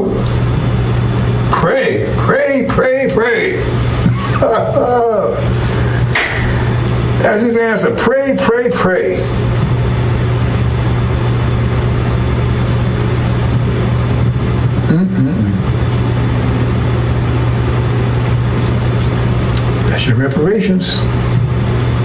Like Elijah Muhammad said, he had a big picture. We leaving, and blacks staying on the shore, the ones stay behind, and they was whooping their ass. Right? Because they thought you think they would give you some land and take care of you? You think they want to do that? And go bankrupt, give everybody $1 million? You know how much that is? If it's 17 million, if it's 17 million times 17 million times a million is like $17 trillion, I think, something like that there. And they're going to do all that for you. They want to get rid of you. So now they've succeeded. Because they closed the border. And what you going to do? You want to fight to come out? They closed the border. They got the military around there. They finally got rid of you. No more black problem, no more Negro problem anymore. One group's out of here, another group that's here. They're gone, and our hands are clean. We gave them what they wanted. Well, anything. Okay. God honors contracts. Remember, he honored the contract with Jacob. Esau sold his birthright for a bowl of soup to Jacob, it was Esau's inheritance, and God honored it. Okay, Jacob, it's yours. You're the one. And that's the deal. Because he ain't your friend. Farrakon ain't your friend. Pray, pray, pray. That's the answer. And this homeland you was promised, you never rejected it. So now you got what you asked for. So if they gave you reparations today or tomorrow, how would that scenario not play out like that? Well, they say, okay, we got it, you got it. Tell me how the scenario wouldn't play out like that. And tell me why they wouldn't do it. They love you so much, they're going to say, okay, we're going to take care of them. I mean, why should they go out there and take care of you when you was right here? You was working at Popeyes and then they get up on Section 8, all that stuff right here where they, because you know they're trying to get rid of stuff right now. Trump's trying to get all that stuff right now. Because they're closing on you, you don't realize it. Anyway, that's just, that's what's happening over in America. Wow. Of course, come here. It's a disaster over there. And I just got a call. Oh, wait, hold on. Really? You serious? Our ambassador just got a call from I don't know what they call it. They call it Conland or something. I forgot what it's some name they call it right there. That 6th day. They're begging us to come and help. Can they come over here? Can we come and get them? Really? Can we come and get them and bring them? Oh no. Now he wouldn't ask as Master Farad Muhammad, right? He said, no, hell no. We ain't going to get them. And I agree with that. Yeah, the Master said he said, let's call him, and he passed the word to Master Farad Muhammad. Master Muhammad said, send him back. And said, no, we can't come and get you. You made your choice, live with it. But die, whatever the situation is. Wow. I can't believe that. They actually, right, sent a message over. I don't know how they did. I don't have any communication, but somehow they got the information over to him. Said, we please come and get him. Nope. Said, no, tell him no. And don't waste time communicating with us anymore. You got your land, you got your reparations, you got your money, you got Farrakon as your leader. Yeah, tell him, talk to him, let him straighten out for you. He didn't want to sell you the idea. He was a salesman. So you on that idea of reparations. We told you. Right? Suleiman, right? He was the messenger to you, telling you, look, man, let's go home. You said no. You chose not to.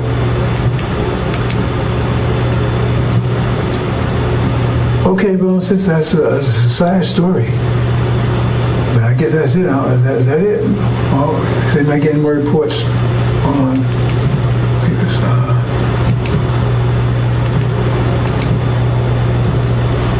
Okay, he says that was Matthew Farrakon Muhammad's final decision, and I think they closed communications off from there. So, like I said, brothers and sisters, we got those guys that came in. All that came in today, man. I came in fast. After a whole year, total collapse. Now they're begging it. Somebody help them. We can't do it. Maybe Master help you. We won't do it. Assalamu alaikum.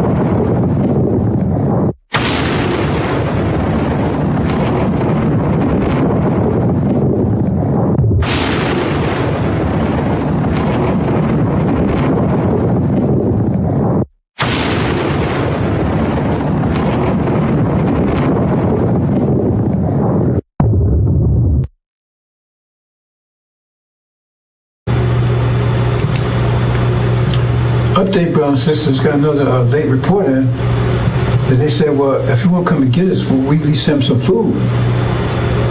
They begged, said, please send some food. Master Muhammad said, no, we not send them a damn thing, nothing, zero. He said, please just send some food. No, I just got that in. He says, if you can't come and get us, please send some food. He says, no. He refused. That's the report. I just got the information from the ambassador. He said, they sent that. He's read it to me. He says, no. He said, please, just please send some food. He said, no way. You made your choice. Case closed. Okay. Just got that in, brothers and sisters. Assalamu alaikum.